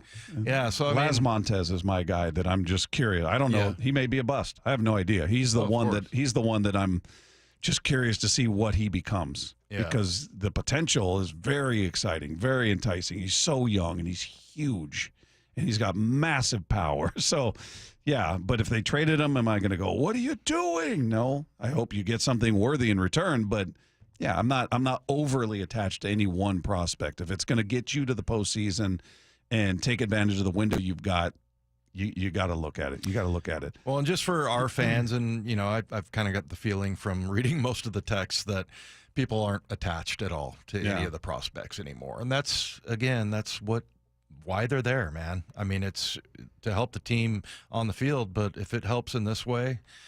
But yeah, I don't know, that the rental part of it, I guess, is maybe that might cause some hesitation to people. But to me, I feel like everybody is all in and don't really care. Now, trading somebody from the roster, one of the pitchers, whatever, that might not sit well. Yeah, I wouldn't see them doing that. Yeah, that's not going to happen. Yeah, and J.P. Morosi said actually he thinks that they might add to the starting rotation. All right, coming up, a former Mariner is making a big allegation about Major League Baseball. We'll hear about that when we sweep the dial. Coming up with Wyman and Bob at Seattle Sports on 710. The clack of the cleats. The sounds of summer drifting off Lake Washington. These sounds of summer are the prelude to the symphony of fall and winter. Football season is coming. Just 2 more days until Seahawks training camp begins. Seattle Sports training camp coverage is presented by The Landing in Renton. The home of the Seahawks, Seattle Sports. Hey, it's Bob Stelton here, and I got to talk to you about something I did that worked out really, really well. And if you're somebody that's in pain, maybe you're thinking of surgery or joint replacement, you've got injuries, maybe you've just been really active in your life and you're paying the price now like I did. Before you make that choice, go see Dr. Mark Wagner, MD, at Seattle Sports and Regenerative Medicine. I did. It's been an absolute game changer. And what I loved is his honesty. I had a bunch of issues in my hip going on from 14 years of jiu-jitsu and sparring, and had a torn labrum and a frayed tendon and some arthritis and the bursa sac and this and that and all these things going on. And he said, look, this is going to go a long way into helping. It's not going to cure everything that's going on in there, but it did go a long way. I couldn't be happier with the results, and I had heard about it from so many patients that were raving about their 90-minute outpatient stem cell procedure with Dr. Wagner, who is a board-certified Seattle physician with over 30 years of experience performing more than 20,000 stem cells procedures using a person's own stem cells to regenerate cartilage in their own joints. So people that have severe osteoarthritis, even bone-on-bone, are back doing what they enjoy doing without pain and without surgery. So whether it's a hip like I had, or maybe it's your shoulder, your knee, your elbow, ankle, wrist, whatever it is, before you choose surgery, do what I did. See Dr. Mark Wagner first. Just go to drmarkwagnermd.com. That's drmarkwagnermd.com. If you have unfiled taxes or are in debt to the IRS, this is important news. Did you know the IRS has programs specifically designed to help people struggling with tax debt? Powerful tax assistance programs that can save you thousands if you qualify. No one knows these programs better than the experts at Optima Tax Relief, America's most trusted tax resolution firm. A+ rated by the Better Business Bureau, their award-winning tax attorneys and licensed professionals have resolved over $1 billion of tax debt for their clients. clients. One call to Optima can start the process, helping to put an end to your worries about wage garnishment, asset seizure, and other aggressive IRS actions. Find the best options to solve your tax problems. Call the experts at Optima Tax Relief today for a free consultation. Call 800-343-6460. 800-343-6460. 800-343-6460. Optima Tax Relief. Some restrictions apply. For complete details, please visit OptimaTaxRelief.com. Progressive's Auto Quote Explorer lets you easily compare direct rates from different insurance companies, so you can be confident you're getting the right one, even if it's not with Progressive. Way more confident than you were when you tried online gaming. Who knew 12-year-old boys could be so mean? And where did they learn to swear like that? 2 hours of losing to these underage trash talkers, and you're starting to question if maybe you really should stick to pickleball and other boomer stuff. So use Progressive's Auto Quote Explorer and be confident you're getting insurance that's right for you. Progressive Casualty Insurance Company and affiliates. Not available in all states or situations. Prices vary based on how you buy. Why'd I go to the doctor? One day at the firehouse, I was so lightheaded I could barely stand. Even my crew noticed. Getting checked out was the right call. Turns out I have atrial fibrillation, which increases the risk of stroke about 5 times. Symptoms like irregular heartbeat, heart racing, chest pain, shortness of breath, fatigue, or lightheadedness can come and go. But if it's AFib, the risk of stroke remains. If you have symptoms, contact a doctor. I'm so glad I did. Visit NoTimeToWait.com, sponsored by Bristol-Myers Squibb and Pfizer. So why don't you speed? I've had one too many close calls on the road, and then I learned the facts. It's dangerous to drive too fast. It's true. 1 in 3 fatal crashes involve speeding. Most people try to be safe, but speeding is dangerous. You know, the faster you go, the longer it takes to stop. The faster you drive, the harder you'd hit someone. Slower speeds save lives. Please drive the speed limit so everyone is safe. Learn more at togetherwegetthere.com. The home of the Mariners. It is gone! Cal Raleigh, 2-run home run! Hear every pitch on 710 and the Seattle Sports app. Texting enrolls you into recurring automated text messages. Consent not required to purchase. Message and data rates may apply. Hey, Dan, haven't seen you around the gym for a while. Yeah, I've really fallen off. Since I turned 40, I just don't get the results I used to get. Could it be lower testosterone? Lower T. Happens to most guys after 40. I was in the same boat until I started using Nugenix Total T2. Total T2, the new one I've seen on TV. Yep, it's the next generation testosterone booster for both free and total testosterone. It's packed with even more man-boosting power, sending nitric oxide levels skyrocketing in just 3 hours. It actually works? I feel like I'm in my 20s again. I've got more energy, better results in the gym, and things are even better in the bedroom. Send them a text and get a complimentary bottle. Text now for your complimentary bottle of Nugenix Total T2, the #1 testosterone brand at GNC. Plus, text now and we'll include a bottle of Nugenix Thermo X, our most powerful fat incinerator ever, absolutely free. Text CASH to 231231. CASH to 231231. CASH to 231231. These statements have not been evaluated by the FDA. This product is not intended to diagnose, treat, cure, or prevent any disease. What's the biggest mistake you can make when selling your home? Settling for less money. That never happens with Orchard. Disappointing offers can wear you down, causing you to settle for thousands less. You don't have to settle when you sell with Orchard. Orchard reinvented the real estate industry by guaranteeing your home sale and helping you sell on the market for top dollar. First, Orchard gives you cash up front so you can buy and move into your new home first, on your timeline. No waiting, no showings, no double moves. Then once you're all settled in, your Orchard agent helps sell your home on market for top dollar. Here's what one Orchard customer said. I never could have sold without Orchard. I made way more than I expected, and it couldn't have been easier. With Orchard, you never have to settle for less. Buy before you sell and get top dollar for your home with Orchard. Curious how much your home is worth? Visit Orchard.com to get your free home valuation. That's Orchard.com. Orchard.com. Scanning the airwaves for the most interesting and entertaining stories of the day. Sweeping the dial.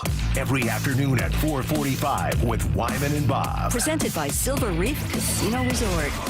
Lions head coach Dan Campbell discussed how hard it was to lose defensive coordinator Aaron Glenn and offensive coordinator Ben Johnson. That's coming, right? That's already a narrative. I'm not going to change that. None of us will. A loss, it's coming. We don't do well on offense, it's coming. Something happens defensively, it's coming. So that narrative is coming. It's written, it's done. I have no control over that. If you're asking me personally, yeah, I don't think it's what is played out to be. I've said this before. It hurts to lose two guys that, man, have been here from the beginning, got a lot of trust and faith in.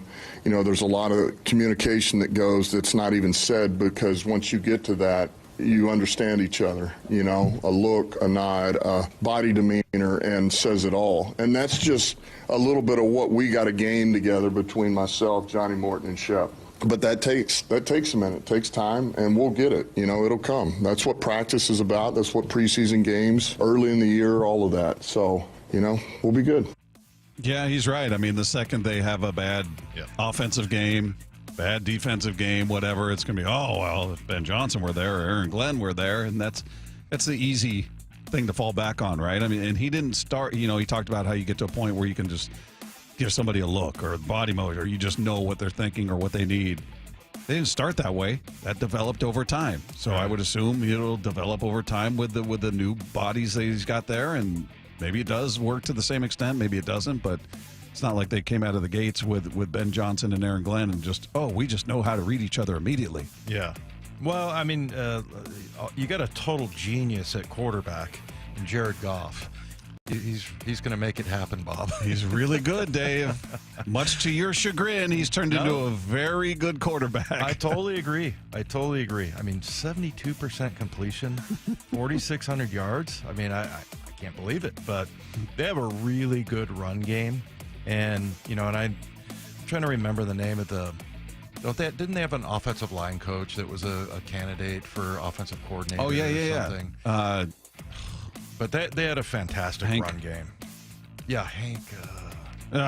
Somebody will text it in. Anyway. Blanking on it. Yes. Yeah, but Jahmyr Gibbs had 1,400 yards. David Montgomery, 775. I mean, those two guys combining for almost 2,200 yards. I mean, that's phenomenal. But he's right. That's what's going to happen. It's going to be, you got that. But, I mean, that's the natural progression, and that's nothing new, right? I mean, offensive coordinators get hired all the time, you know, going from one place to, you know, like a linebacker coach up to that. And then, you know, of course, the coordinators are going to get the head coaching jobs. And then Hank Fraley. That's who it was. Yeah. He's the run game coordinator now to go along with his O-line duties. Yeah, and I think from what I understand, the guys like him and everything, and that's going to be a tough team for a long time, man. We talked about that with Gruden, that they put up, 42 points against us? It was a lot. We did have 5 starters that were missing in that game. But, yeah, I mean, I think the Detroit Lions are going to be just fine. Somebody was asking me today about Dan Campbell and, like, what makes him so successful. And, you know, I feel like it's his connection with the players. Mm-hmm. Really do. I feel like they trust him, and then I think he gives it to them straight. Sweeping the dial. On the Bussin' with the Boys podcast, Brock Bowers revealed that he almost played for UW. Who was it coming down to? Was Georgia always kind of the lead dog? It was kind of like Georgia and Washington, University of Washington. Yeah. Why Washington? Duo. Yeah, I don't know. Well, it was just because it was kind of a little bit closer to home. I mean, they had some decent tight ends coming through, and I really liked the coaching staff there. So it was kind of like toss-up. But I was kind of weighing my options. I was like, I don't really know if I want to be in Seattle. They have a cool game day atmosphere. Yeah, to sit with the boats. The boats tailgating. Their stadium's loud for not like holding, you know what I mean, like 80, 100,000 fans. The Northwest, for whatever reason, like does football games in a very unique but loud and cool culture. Washington goes hard, man. Washington, Oregon. Washington goes hard. I mean, the Seahawks, that whole area goes crazy. That would have been fun. He's a hell of a player, man. In his rookie year, and this is not to rip on Noah Fant, he almost equaled his 3-year production here, Noah Fant. So, with Vegas, right? Yeah, Vegas. He had 112 catches, 1,194 yards, and 5 touchdowns. Yeah, and the touchdown total I thought was going to be higher. I mean, that was almost down for the number of receptions that he got. 112. He had 153 targets. Your tight end. I'll tell you what. I mean, these guys, every once in a while, you'll see somebody that looks really NFL ready, and they just don't pan out.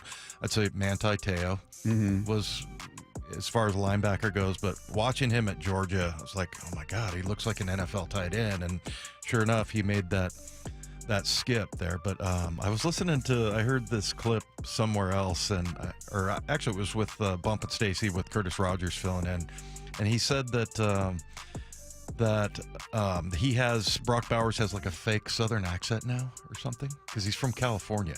And he said, I guess he speaks with like some kind of a Southern accent. Why? He adopted it because, I guess he makes him feel picked it up at Georgia, I guess. Just feeling folksy. Yeah. Sweeping the dial. On the Raw Room podcast, former Mariner Dee Gordon claimed that the MLB suspended him for PEDs in 2016 as punishment for not letting Bryce Harper win the 2015 batting title on the last day of the season. So look, I got suspended in 16 for steroids. Look at me, King. It look like I took steroids. Well, ain't no way. Okay. Right, I'm about to say, ain't 165. Ain't no way. He said 165. Let me tell y'all, I ain't gonna say no name or nothing, but let me just put it like this. 2015, they told my little black don't win that batting championship.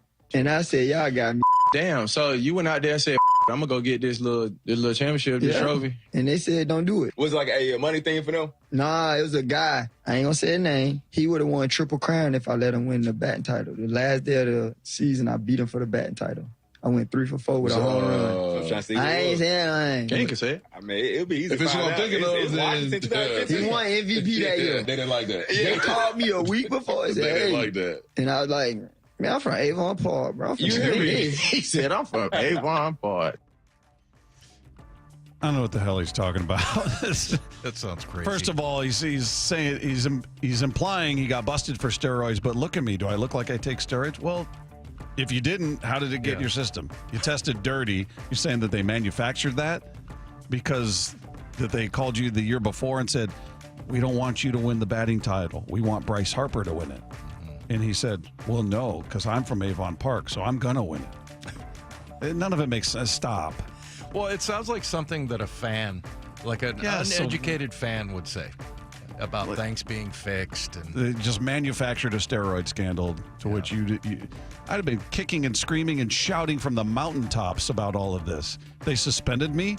Be like, no, here's the call. Here's the call log. Here's what was said to me. There's no way I'll take a test right this second, test the B sample. I'd be screaming about it. Right. But he's implying that they set him up because he didn't let Bryce Harper win the batting title. Come on, man. Wonder how Bryce feels about that. Probably rolling his eyes. All right, we'll get you ready for the Mariners series against the Brewers and also find out what we learned today. That's all coming your way next with Wyman and Bob at Seattle Sports on 710. It's one of the most pivotal stretches for the Mariners this season with just 10 days till the trade deadline. Mariners plan for the trade deadline. Obviously, the biggest question, and our buddy Jeff Passan, who are the best bats available? It's Gino and it's Naylor. It would make this team right there with every other team that has World Series aspirations. Stay plugged in as the Mariners approach the trade deadline on Seattle Sports on 710, the Seattle Sports app, and the Seattle Sports YouTube page. Are you worried about economic conditions, tariffs, and inflation? Are you tired of trying to time the stock market? Maybe it's time to take a little risk off the table given current market volatility. For stability, there's no better option than Legacy Group's Northwest Fund, a fixed return of 9%. Hi, I'm Scott Rirucka, CEO of Legacy Group Capital in Bellevue. We've been running local real estate investment funds for over 18 years with zero investor losses, averaging double-digit returns since inception, and we also accept IRAs. Over 1,000 local investors have invested over $250 million in our Legacy family of funds. Feeling uneasy? Don't gamble your hard-earned money or risk your retirement. Legacy Group's Northwest Fund, returning 9%, has limited openings for new investors right now. Call 425-635-4700 or visit LegacyG.com. That's LegacyG.com. This is not investment advice. Legacy investments available to accredited investors only. Details at LegacyG.com. Need a new roof now? With State Roofing and Exteriors, you can get started with 0 down, 0 payments, and 0 interest for up to 24 months. That's right. Protect your home now and pay later. Call 866-ROOF-ROOF or visit stateroofing.com today. Mike Rowe here with a quick question. Is your concrete sinking? Whether it's your driveway, sidewalk, or patio, those uneven surfaces are not just ugly, they're dangerous. That's where Groundworks comes in. They use state-of-the-art concrete lifting solutions to prevent tripping hazards, and they're the best at what they do. Schedule your free inspection at groundworks.com/row. And while you're there, check out my latest dirty job. It's a good one. Licensed in all states where work is performed. See website for details. Hey, everybody, it's Bob Stelton here. Let me tell you about one of the best decisions I've ever made in my life. That's when I went to K2 Vision for refractive lens exchange. Now, if you're somebody like me who struggled with distance vision, maybe you always need a pair of reading glasses, K2 Vision RLE could be your perfect permanent solution like it was for me. And here's the cherry on top. You'll never develop a cataract. K2 Vision RLE is quick, painless, and I am seeing great now without glasses or readers. I can actually read restaurant menus. I can read the receipts when they show up. I can read texts on my phone. It's amazing. RLE is an absolute game changer. I'm so excited to spend my good active years not needing reading glasses. K2 Vision RLE gave me great vision that's permanent. The doctors at K2 Vision have performed over 150,000 lens procedures, so they know when RLE is right for you. Schedule your free Zoom consultation today at K2VisionRLE.com. K2 Vision RLE. No readers, glasses, contacts, or cataracts. K2VisionRLE.com. Upgrade your view and comfort with Lake Washington Windows and Doors. Buy one window or door, get the second at 50% off through July, and enjoy 12 months same as cash financing. For details, visit LakeWashingtonWindows.com. Adam Schefter here for Vivid Seats, your ultimate destination for all your sports and concert needs this summer. With a game-changing rewards program and an unbeatable selection of tickets, they make it easy for every fan to watch their favorite teams and players in action. Catch every home run and thrilling comeback in person from your favorite seat. Plus, every ticket is backed by a 100% buyer guarantee, giving you peace of mind with every purchase. Visit VividSeats.com or download the app today. Vivid Seats, the official ticketing partner of ESPN. This is the story of the one. As a lineman, he does whatever it takes to keep the power on in his community. And he wants a partner like Grainger who does the same. Grainger offers the professional-grade products he needs, from voltage detectors to harnesses to hard hats, plus fast, dependable delivery, so he can rise to every challenge. Call 1-800-GRAINGER, click Grainger.com, or just stop by. Grainger, for the ones who get it done. You're listening to Leaf Filter Radio, and the guru of gutter protection himself, Chris Coonahan, is here to take your most pressing leaf-related questions. Hey, everybody, Chris here. I understand we have Ron on the line. Ron, where are you calling from? Uh-oh. Ron, are you calling from a ladder? Well, I was. I wanted to ask Chris what I need to do to get my gutters ready to have leaf filter installed. Oh, Ron, you don't have to do anything. A Leaf Filter Trusted Pro will come out and clean out your gutters, realign and seal your gutters, and install Leaf Filter, America's #1 gutter protection system. So I didn't need to get on this ladder? Ron, Leaf Filter Trusted Pros are in your neighborhood and ready to help. Just visit leaffilter.com/deal to schedule your free gutter inspection and get up to 30% off. Thank goodness. What was that site? That's leaffilter.com/deal for your free gutter inspection today. See representative for warranty details. Promotion is 20% off plus a 10% senior or military discount. One discount per household. The countdown is on. 2 more days until Seahawks training camp. On the home of the Seahawks, Seattle Sports. 710 KIRO AM Seattle and KIRO FM HD2 Tacoma. Seattle Sports Snapshot. Mariners get back to business after a tough loss to the Astros last night, but they did win that series, taking 2 of 3 from the Astros, and now they face a team that is absolutely on fire. The Brewers come to town. They have won 10 in a row, sit tied atop the NL West with the, or NL Central, with the Chicago Cubs. Mariners will send George Kirby out to try to cool this team off. You can catch all of the action of this one starting at 5:30 with the pregame show, 6:40 first pitch right here, Seattle Sports on 710. Meanwhile, games going on right now. Orioles up on the Guardians 5-3 in the bottom of the 4th. Top of the 5th in Pittsburgh. Pirates up 3-0 on the Tigers. It's the Padres on the up over the Marlins 2-1. That one in the top of the 5th in Miami. Phillies over the Red Sox right now, 2-1 in the bottom of the 5th in Philadelphia. Nationals up 7-5 on the Reds in the bottom of the 4th. Bottom of the 4th in Toronto, Yankees have a 1-0 lead thanks to a Giancarlo Stanton home run.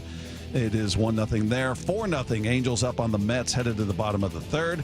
Braves up 5-2 on the Giants in the bottom of the 2nd. Top of the 2nd in Tampa Bay, no score between the White Sox and the Rays. Still to come, Cubs and Royals, A's and Rangers, Cardinals and Rockies, Astros and Diamondbacks. Snapshot brought to you by Miller Lite. When it's game time, it's Miller time. From the Quantum Fiber Studio, this is Wyman and Bob. On Seattle Sports. Streaming live on the Seattle Sports app and at seattlesports.com. Now, here are your hosts, Dave Wyman and Bob Stelton. Mariners and Brewers coming up game one. We'll turn you over to the pregame show in about a half an hour here. It's Wyman and Bob, Seattle Sports on 710. Lineups are out. Looks like it normally does. J.P. Crawford hitting first, followed by Julio, Cal, Randy, Jorge, Luke Raley, Dom Canzone, Ben Williamson, and Cole Young, rounding out your lineup there. And we'll see if some of the guys we talked about earlier in the show, it's amazing they've won, just looking at their July record, they've won, they're 9-6, so they're a winning team in July, and they've done it without their stars, the guys that have done all the heavy lifting, and more specifically Cal Raleigh, who's done most of the heavy lifting for this team. Having a very down July for him. He's hit 5 home runs, but he's hitting like $138. It's been a rough. Was it 6 or 7 hits and 7 hits, 5 home runs. 5 home runs. Yeah. So in the month of July, Cal's hitting 135 with a 281 on base, 423 slug, 5 home runs. Julio hitting 217, 309 on base, 450 slug, 3 home runs. Luke Raley 211. 318, 1 home run. Solano, I just put up there because he looked like he was just came to life and he found it. He lost it again in July, hitting $158, 227 on base. He's got 2 RBIs in the month. Well, and Julio, you look at the home runs; they were all in that Detroit series, right? Yeah, 1 in each game. And then of the 9 RBIs, 6 also came in that series. So, yeah, he just exploded, and that was fantastic. But yeah, I mean, Cal, I thought that Hyphen was quick to when you said, $135 for Cal, 7 hits, and you're like, he was like 5 of them were home runs. Yeah, he's produced in that sense, but just comparing where these guys were, where they are now versus where, Cal was hitting for average and power, and it was more just to show that, hey, they're finding ways to win without the guys that have carried them. Yeah. And more specifically, the guy. Right, then Cal. Right. He's having a down month in that aspect, but you've got guys like Rosarena who have just turned it on in the month of July, hitting 293 with a 364. He's got 8 home runs, driven in 12. J.P. Crawford hitting 328 with a 397 on base. Canzone hitting 385 with a 415 on base. Cole Young, who came up with the game winner yesterday, 256, 356 on base, 2 home runs, 5 runs driven in. So you're getting it done with the other guy, which is great to see, but I know that causes you a little bit of panic because you feel like ownership's going to look at that and go, we're good. We're fine. Cal's going to get hot again. Julio's going to find it. All these other guys that are struggling are going to find it. Well, Bob, I don't think they're going to say that. They better not. That's the phrase of the day. They better not. Better not. I'm telling you what, man. Canzone is kind of fascinating to me. He has a lot of confidence in what Hyphen was telling us about with 2 strikes. Yeah, he's been money, and I don't know. He seems to have it dialed in. Certainly Randy. Him and Cal are the only 2 guys in Major League Baseball that have had 10 home runs in a 2-week period. So he seems to be fixed. Don't expect this pace, obviously, but it just seems like he's kind of figured some things out. And yeah, JP has been fantastic. If they can just get, one of these guys like Canzone, and then Cole Young seems to be like a guy that, is he's kind of clutch. He comes up with big hits in big situations, got a couple of home runs. Well, I'd love to see them love to see Julio get going. We saw it in that Tiger series, and that was huge. There's no qualifications to that. It wasn't like, he did it against backup pitchers or guys that were, filling in. Their starters are hurt. That was the top of their rotation. Yeah. The best team in baseball on their home field. So there is no qualification for, you can excuse it because he was pitching against this guy who's making his debut and this team's no good and whatever. So look, I'm not going to freak out over he didn't do that in this Astros series. Well, let's see what he does. But yeah, he needs to get going on a more consistent basis. But it would go a long way into helping this team if you could get some production out of first and third. So if Luke Raley can get going, We don't talk about him a ton. He's not a guy you're counting on the way you do Cal, the way you do Julio, but he's got big power. We've seen him, do big things offensively.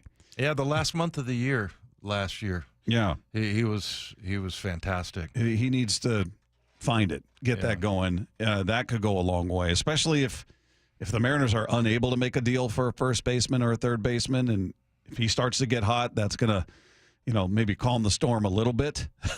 But as long as you're not getting production at a first and third, it presents more urgency on the trade deadline. So, Ben Williamson, I don't know. I'm not expecting him to go on some power surge all of a sudden. He still has 1 home run on the season. He's played a tremendous defensive third base. I love what he does there. You just need to find some production from those spots, though, because right now you just don't have it.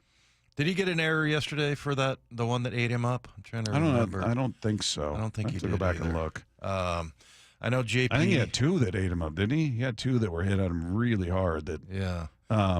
But I don't believe he. I don't think he did either. JP had an error, and that was well deserved. Julio had one as well. But yeah, I think Julio is going to be the one to watch, just because he goes to Crawford Detroit. was the only error yesterday. Yeah. Goes to Detroit and just destroys it. I mean, the 6 RBIs, I think it was. And then, he hit 3 home runs, and, he looks really good, and then he makes the decision to not go to the All-Star game. And it's not like he was terrible in the Astros series, but I don't know. I just think there was lots of praise for him taking that time off and, go and try to figure some things out, get some rest. I'd like to see him get rewarded for that decision. So he's going to be one, I think, and that's obvious because we pretty much are always looking at him. But I think it's kind of a sort of pivotal as to how the rest of his year is going to go, depending on the next week or so. Yeah, it's I don't know. It's going to be very. I'm looking forward to this trade deadline. I feel like maybe I felt this way last year, but more than most years past because Bob, you felt this same way last year. Yeah. Right now they have a playoff spot. Right now you are tied for that second playoff spot, a wild card spot, I should say. With we should be rooting against Boston, by the way, all year, which is very easy to do because can't stand them. But yeah, so that's who you're tied with right now. So look, they've got it's sitting right there for them. It's sitting right there for them. You just gotta make the moves. And I know I'm making it sound simple, like, well, just go get that guy, or go get this guy, or go. It's not that easy. I totally get that. That does just because we want Gino Suarez, or you want Naylor, or you want whoever it is, O'Hearn, whoever you want. It's going to take some doing. And as we heard from Gambadoro, who's out there in Arizona, there's a ton of teams inquiring about Gino Suarez. Mm-hmm. It's going to drive the price up. Yep. At some point, it becomes cost prohibitive where you're going to go, well, look, man, he's going to be here for 2 months, and you want us to give up our top 4 picks or what? I mean, I don't know what the ask is going to be. I'm just throwing that out there. But at some point, I could see it getting a little steep for a rental player. Yeah. As he pointed out in that soundbite we played, they're not trading away guys that have 2, 3, 4 years of control still. These are guys that are going to be free agents at the end of the year. Yeah. I'm kind of leaning a little bit more towards Ryan O'Hearn just because I'd like to see Ben Williamson continue to play at third base, and and he's hitting for average, and if you get O'Hearn, maybe that's your at least one of the 2 corner spots. You've got some power there, but I don't know. I'd take Gino, and I think the argument that he knows this park and everybody knows who he is, and he knows the team, and I think that's a pretty strong case. And I think a lot of people are probably leaning that way, but I'd like to see O'Hearn in here just because I love what Ben Williamson is doing. I love watching him play third base. Yeah, you're just not getting the production though, and there's still time he can grow into that. But if you're looking at this year, you got to find a way. It's got to come from somewhere. If it's not going to come from him, maybe you do find that first baseman, you do find an outfielder, you do find wherever you find it. If somebody gets hot, whatever. But you got to find it. The offense is not fixed. It still needs help as much as you need a bullpen arm, and that's an absolute. That'll be easier to come by, certainly, but you need both. You got to find both. 425 asking, do you really think that Jerry would swallow his pride and bring back Gino? Man, you had him. I know, but do I think they would? I think they would. You got to get over that. Yeah, I don't think he would let ego or any of that get in the way of bringing back somebody that could help them get to the postseason this year. Yeah. Now, what are they willing to give up? That's the bigger question, because there is so much demand for him. There are a number of teams that are interested in him. That just drives that price up. And the Diamondbacks, even if they're not going to go to the playoffs, if you're a fan of that team, you're looking at this going, man, we got two guys. Certainly you got others, but the two guys everybody's talking about are Suarez and Naylor. We're going to be able to clean up with prospects for the future. This is going to be a good young team in the future, and we're going to trade away guys that aren't signed beyond this year. Yeah, I mean, it's a good position for them to be in, and like I said, they're 500 right now. They 50-50. So, yeah, we'll see. I'm I don't know. I just kind of have a little bit of I'm leaning towards keeping Ben Williamson out on the field and replace over at first base and see if you can get the power there from a guy like Ryan O'Hearn. But I mean, who knows? If like I said, I think the worst thing is to imagine all these other teams that are in the same position as the Mariners, and it's going to be like a bidding war. We'll give you this. No, okay, we're going to get this from you. I mean, you don't blame them, and it takes two. Yeah, and at some point, teams are going to tap out and go, if the GM's out there going, look, we got a deal on the table with Seattle, and they're giving us 3 of their top 10 prospects, whatever. Yeah. Just, again, throwing that out there. Maybe the other teams are going to go, you know what? Good luck to you. Have fun with that. Or it's just going to keep driving the price up. I could see them just, one phone call after another. All right, man, price has just gone up. You want this guy. You want to close this deal. Here's what it's going to take. Yeah. So they're in a great position out there in Arizona right now. All right, let's find out what we learned. This is a house of learned doctors. What you just said is one of the most insanely idiotic things I have ever heard. What did we learn today? No one's a bigger idiot than me. Stupidity is the easiest way out. What did we learn today, Matt? Was there a lot of learning that took place? Oh, Bob, there was so much learning. Before we get to that, can I do the roof thing? Can I talk about the roof real quick? Absolutely, you can. Mariners hosting the Brewers tonight, and the T-Mobile Park roof will be open, most certainly. Another beautiful night out there. Perfect night for baseball. That's the Mariners Roof Report, brought to you by State Roofing and Exteriors. Thank you for doing that. I think we would have gotten a text from Lefko wondering about the roof if you hadn't. Is it going to be open or closed? I don't know. Yeah. What did we learn today? Your imitation of Lefko is well received in the booth. No, I would never laugh at that. What are you talking about? He's a coworker and a friend. How dare you make such accusations? We learned that John Gruden is actually a big fan of Lou Piniella. It's like a movie when you get around Lou Piniella. Some of the stories that he can tell, not only from Seattle, but from his Yankee days and his playing days. And, he helped Dan Wilson, I know he recommended Dan Wilson to be the manager of the Mariners. And it was just really cool having him here talking about the history of this Seattle Mariner baseball team. Bob says if he calls you son, that means you're in trouble. At least it was with me. Yeah. Yeah. Well, I play golf sometimes. I'm his partner. He calls me a lot worse than son. Let me point that out. I can imagine. Lou had some colorful language, and yeah, there would be certain times you'd ask him a question about, hey, did you think about bringing this guy in, or why'd you do this, that, or the other? He'd just stare at you with those black eyes. Uh-huh. Son, how long you been managing? I've never managed Lou. All right. Just here it comes. As soon as he said son and the pause, you're like, buckle up, it's coming.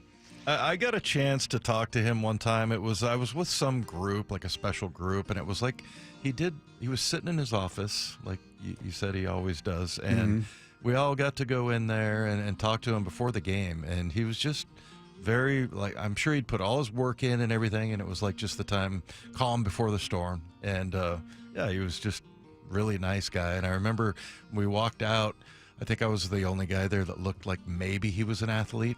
Mm-hmm. And I remember him, he slapped me on the shoulder. All right, buddy, thanks for coming by. And I was like, yeah, I like Lou. Yeah. After the game, he'd be sitting there in his compression shorts and nothing else, and have beers and smoking cigarettes and just staring at everybody like, I dare you to ask me a question. Yeah. All the reporters standing there waiting for somebody to break the ice. No cameras, I take it. No. What else did we learn? We also learned that Gruden isn't a fan of the Arizona Cardinals. Arizona's a mystery to me. I never know what Kyler Murray's doing. I mean, it could be a play that lasts 14 seconds. It looks like a broken play offense. I have no idea. It could be a spectacular highlight, or it could be, oh, my God. I just have no idea. I have a hard time watching Arizona, honestly, because I get a stomach ache by halftime. And then That was all unsolicited, folks. We did not ask him about. We just asked him about the West. What do you think of the NFC West? How do you see it stacking up? And he went team by team, and that was his commentary on the Cardinals. See, we did not provoke or prompt that. You know, quarterbacks are supposed to be leaders, man. They just are. You have to have that. And whenever speaking of stomach aches, whenever I watch their offense, it just feels like he is like isolated and disconnected from his offense. Would you just call it a broken play offense? Yeah. I mean, yeah, it just doesn't work with him. And then I'm sure that, he's well aware of the whole thing about him having to have extra film time or meetings or whatever written into his contract. And yeah, and I think for a guy that was an offensive guy his entire career, he's probably looking at that guy going, man, I'm not seeing that. I'm not seeing any connection with his team. You think if you're a head coach, he just drives you crazy. It's like, Kyler, would you please do this? Or would you? Why are you doing that? Or yeah. I'm not sure what kind of a guy he is and what kind of a teammate he is, but who was it? There was the big tackle that said he needs to grow up. Yeah. He was on one of 8 gazillion podcasts out there. And yeah, I can't remember who it was, but he had a couple of former teammates that were kind of had some statements that led you to question his leadership. So Kelvin Beachum, maybe? I can't remember. Yeah. What else did we learn, Matt? We also learned that Ryan might have given us a new show phrase. Did you ever have a team yelling at you when you plunked somebody thinking you did it on purpose? Yeah, and I'm just like, really? Like, are you serious? You're an out. Like, you are, if I just get on top of this slider, you're an out. Like, I don't kid yourself, mate. I'm not trying to hit you here, period. Like, I've got to deal with some of these. Yeah, I've got some of these dudes who are very tough outs. You're not one of them. I'm not trying to hit you. And he's looking at me. I'm like, seriously? I remember that. And there's a bit of lip reading going on, and I think they blurred out. I remember this is back when, like, SportsCenter was so prevalent. You'd watch SportsCenter after a game, and, like, the mouth was, like, blurred out. You know what I mean? I love it. You're an out. That is what a great call. Don't flatter yourself thinking I need to plunk you on purpose so I don't have to face you. Wasn't the part he said something about hits and you're not one of them? Yeah. Yeah, you're like, you're hitting 8th. What do you stop? I just like that he's reflecting back to when they would blur the mouth so you couldn't. Right. Yeah. Yeah, there's a couple of words that you can see very clearly. Yeah.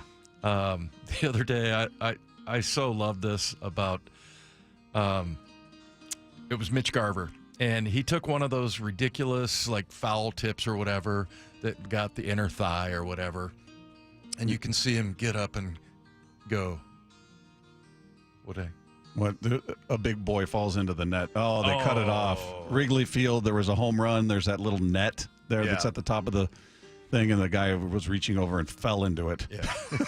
He was a little rotund. There he is. There he they is. keep cutting to him with his headband on.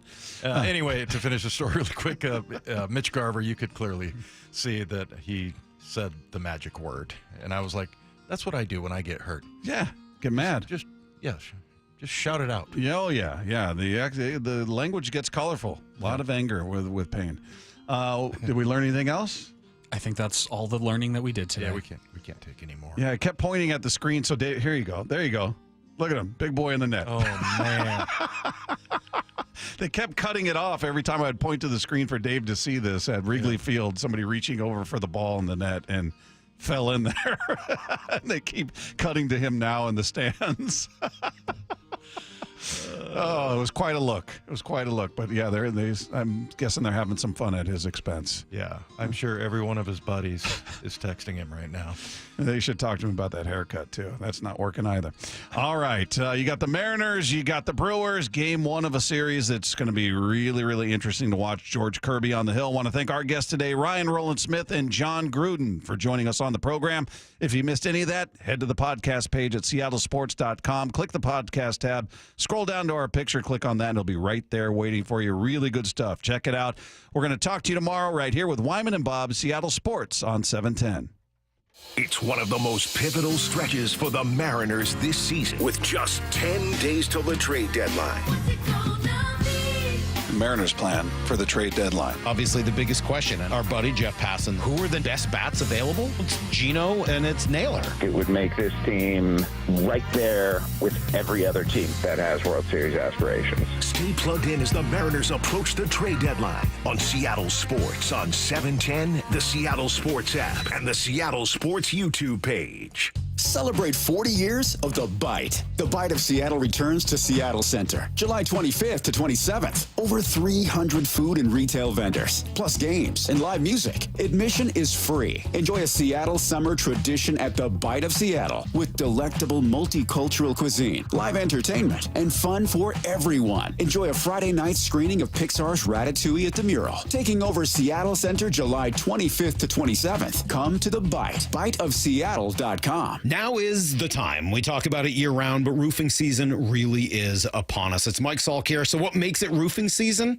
Long, dry days where roofing crews can work realistically sun up to sundown. They're cranking out projects all over our region, and Riverside Roofing is, of course, leading the charge. Local to Marysville, Riverside Roofing serves the entirety of Western Washington. They do amazing work. They've earned my recommendation, plus industry awards like GAF Master Elite's President's Club, a status fewer than 1% of roofing companies in the entire country actually achieve. Get a roofing quote in less than 60 seconds using Quick Quote directly on riversideroofingllc.com. It'll pop up as soon as you go on their website. During and after your roofing job, you can expect a yard and driveway totally clean of debris. Behind their national accolades is a family company from right here in Marysville, built upon important local values like trust. That's why Riverside Roofing is the local roofing company you can trust. Go to riversideroofingllc.com. History, it had the gold rush. Then came the oil boom, the tech boom, but right now it's the Wi-Fi boom, and Xfinity Wi-Fi is booming. Xfinity has everything you need to tap into the Wi-Fi boom with seriously powerful and seriously reliable connection. It's got 99.99% network reliability and incredibly low lag, so your streams are smoother than making a decision on what to stream. And did I mention that you can even connect to hundreds of devices so you, your kids, your parents, your poker group, and whoever else is at home can all experience the Wi-Fi boom with Xfinity. And the Wi-Fi isn't the only thing that's booming. Get the most reliable Wi-Fi and our best in-class equipment for one consistent price for 5 years guaranteed, all in. Plus, get unlimited data included and no annual contract, all with the 5-year price guarantee from Xfinity. Visit Xfinity.com, call 1-800-XFINITY, or visit a store today. Restrictions apply, not available in all areas. New residential customers only. Select plans only. Xfinity Gateway with X5 Complete required for unlimited data, except in certain areas. Most reliable Wi-Fi based on Open Signal Awards, USA. Fixed Broadband Experience Report, August 2024. Actual speeds vary.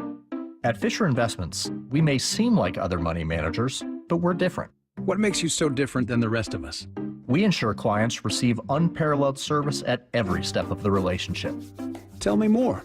Our investment counselors focus on service over sales, prioritizing clients' needs.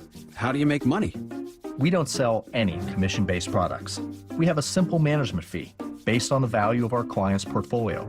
So we do better when our clients do better. What about client portfolios?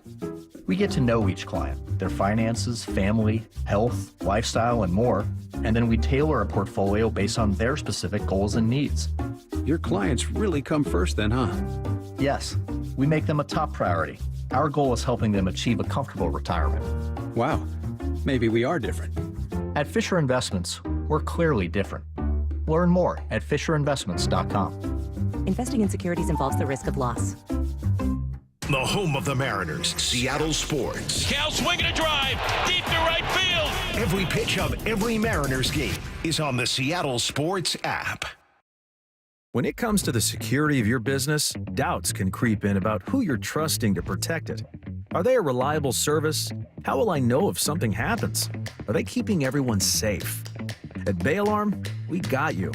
For nearly 80 years, we've been putting our customers' minds at ease with our advanced technology and personalized support. Feeling insecure about your current security service? Visit bayalarm.com today to talk to a local security expert. This is the story of the one. As a lineman, he does whatever it takes to keep the power on in his community. And he wants a partner like Grainger who does the same. Grainger offers the professional-grade products he needs, from voltage detectors to harnesses to hard hats, plus fast, dependable delivery, so he can rise to every challenge. Call 1-800-GRAINGER, click Grainger.com, or just stop by. Grainger, for the ones who get it done. Why'd I go to the doctor? One day at the firehouse, I was so lightheaded I could barely stand. Even my crew noticed. Getting checked out was the right call. Turns out I have atrial fibrillation, which increases the risk of stroke about 5 times. Symptoms like irregular heartbeat, heart racing, chest pain, shortness of breath, fatigue, or lightheadedness can come and go. But if it's AFib, the risk of stroke remains. If you have symptoms, contact a doctor. I'm so glad I did. Visit NoTimeToWait.com, sponsored by Bristol-Myers Squibb and Pfizer. Do you find yourself searching the medicine cabinet for pills and sprays during allergy season? How about having to buy one more medication when the season hits? I'm Dr. Ryan Stern with the Stern Sinus Center. We offer a solution that will save you time, money, and frustration. Rhine-Air is a simple, minimally invasive procedure that significantly reduces postnasal drip and stuffiness. We're taking new patients in Federal Way and in Auburn. Come see us. Book your appointment at sternsinus.com. The countdown is on. 2 more days until Seahawks training camp. On the home of the Seahawks, Seattle Sports, 710 KIRO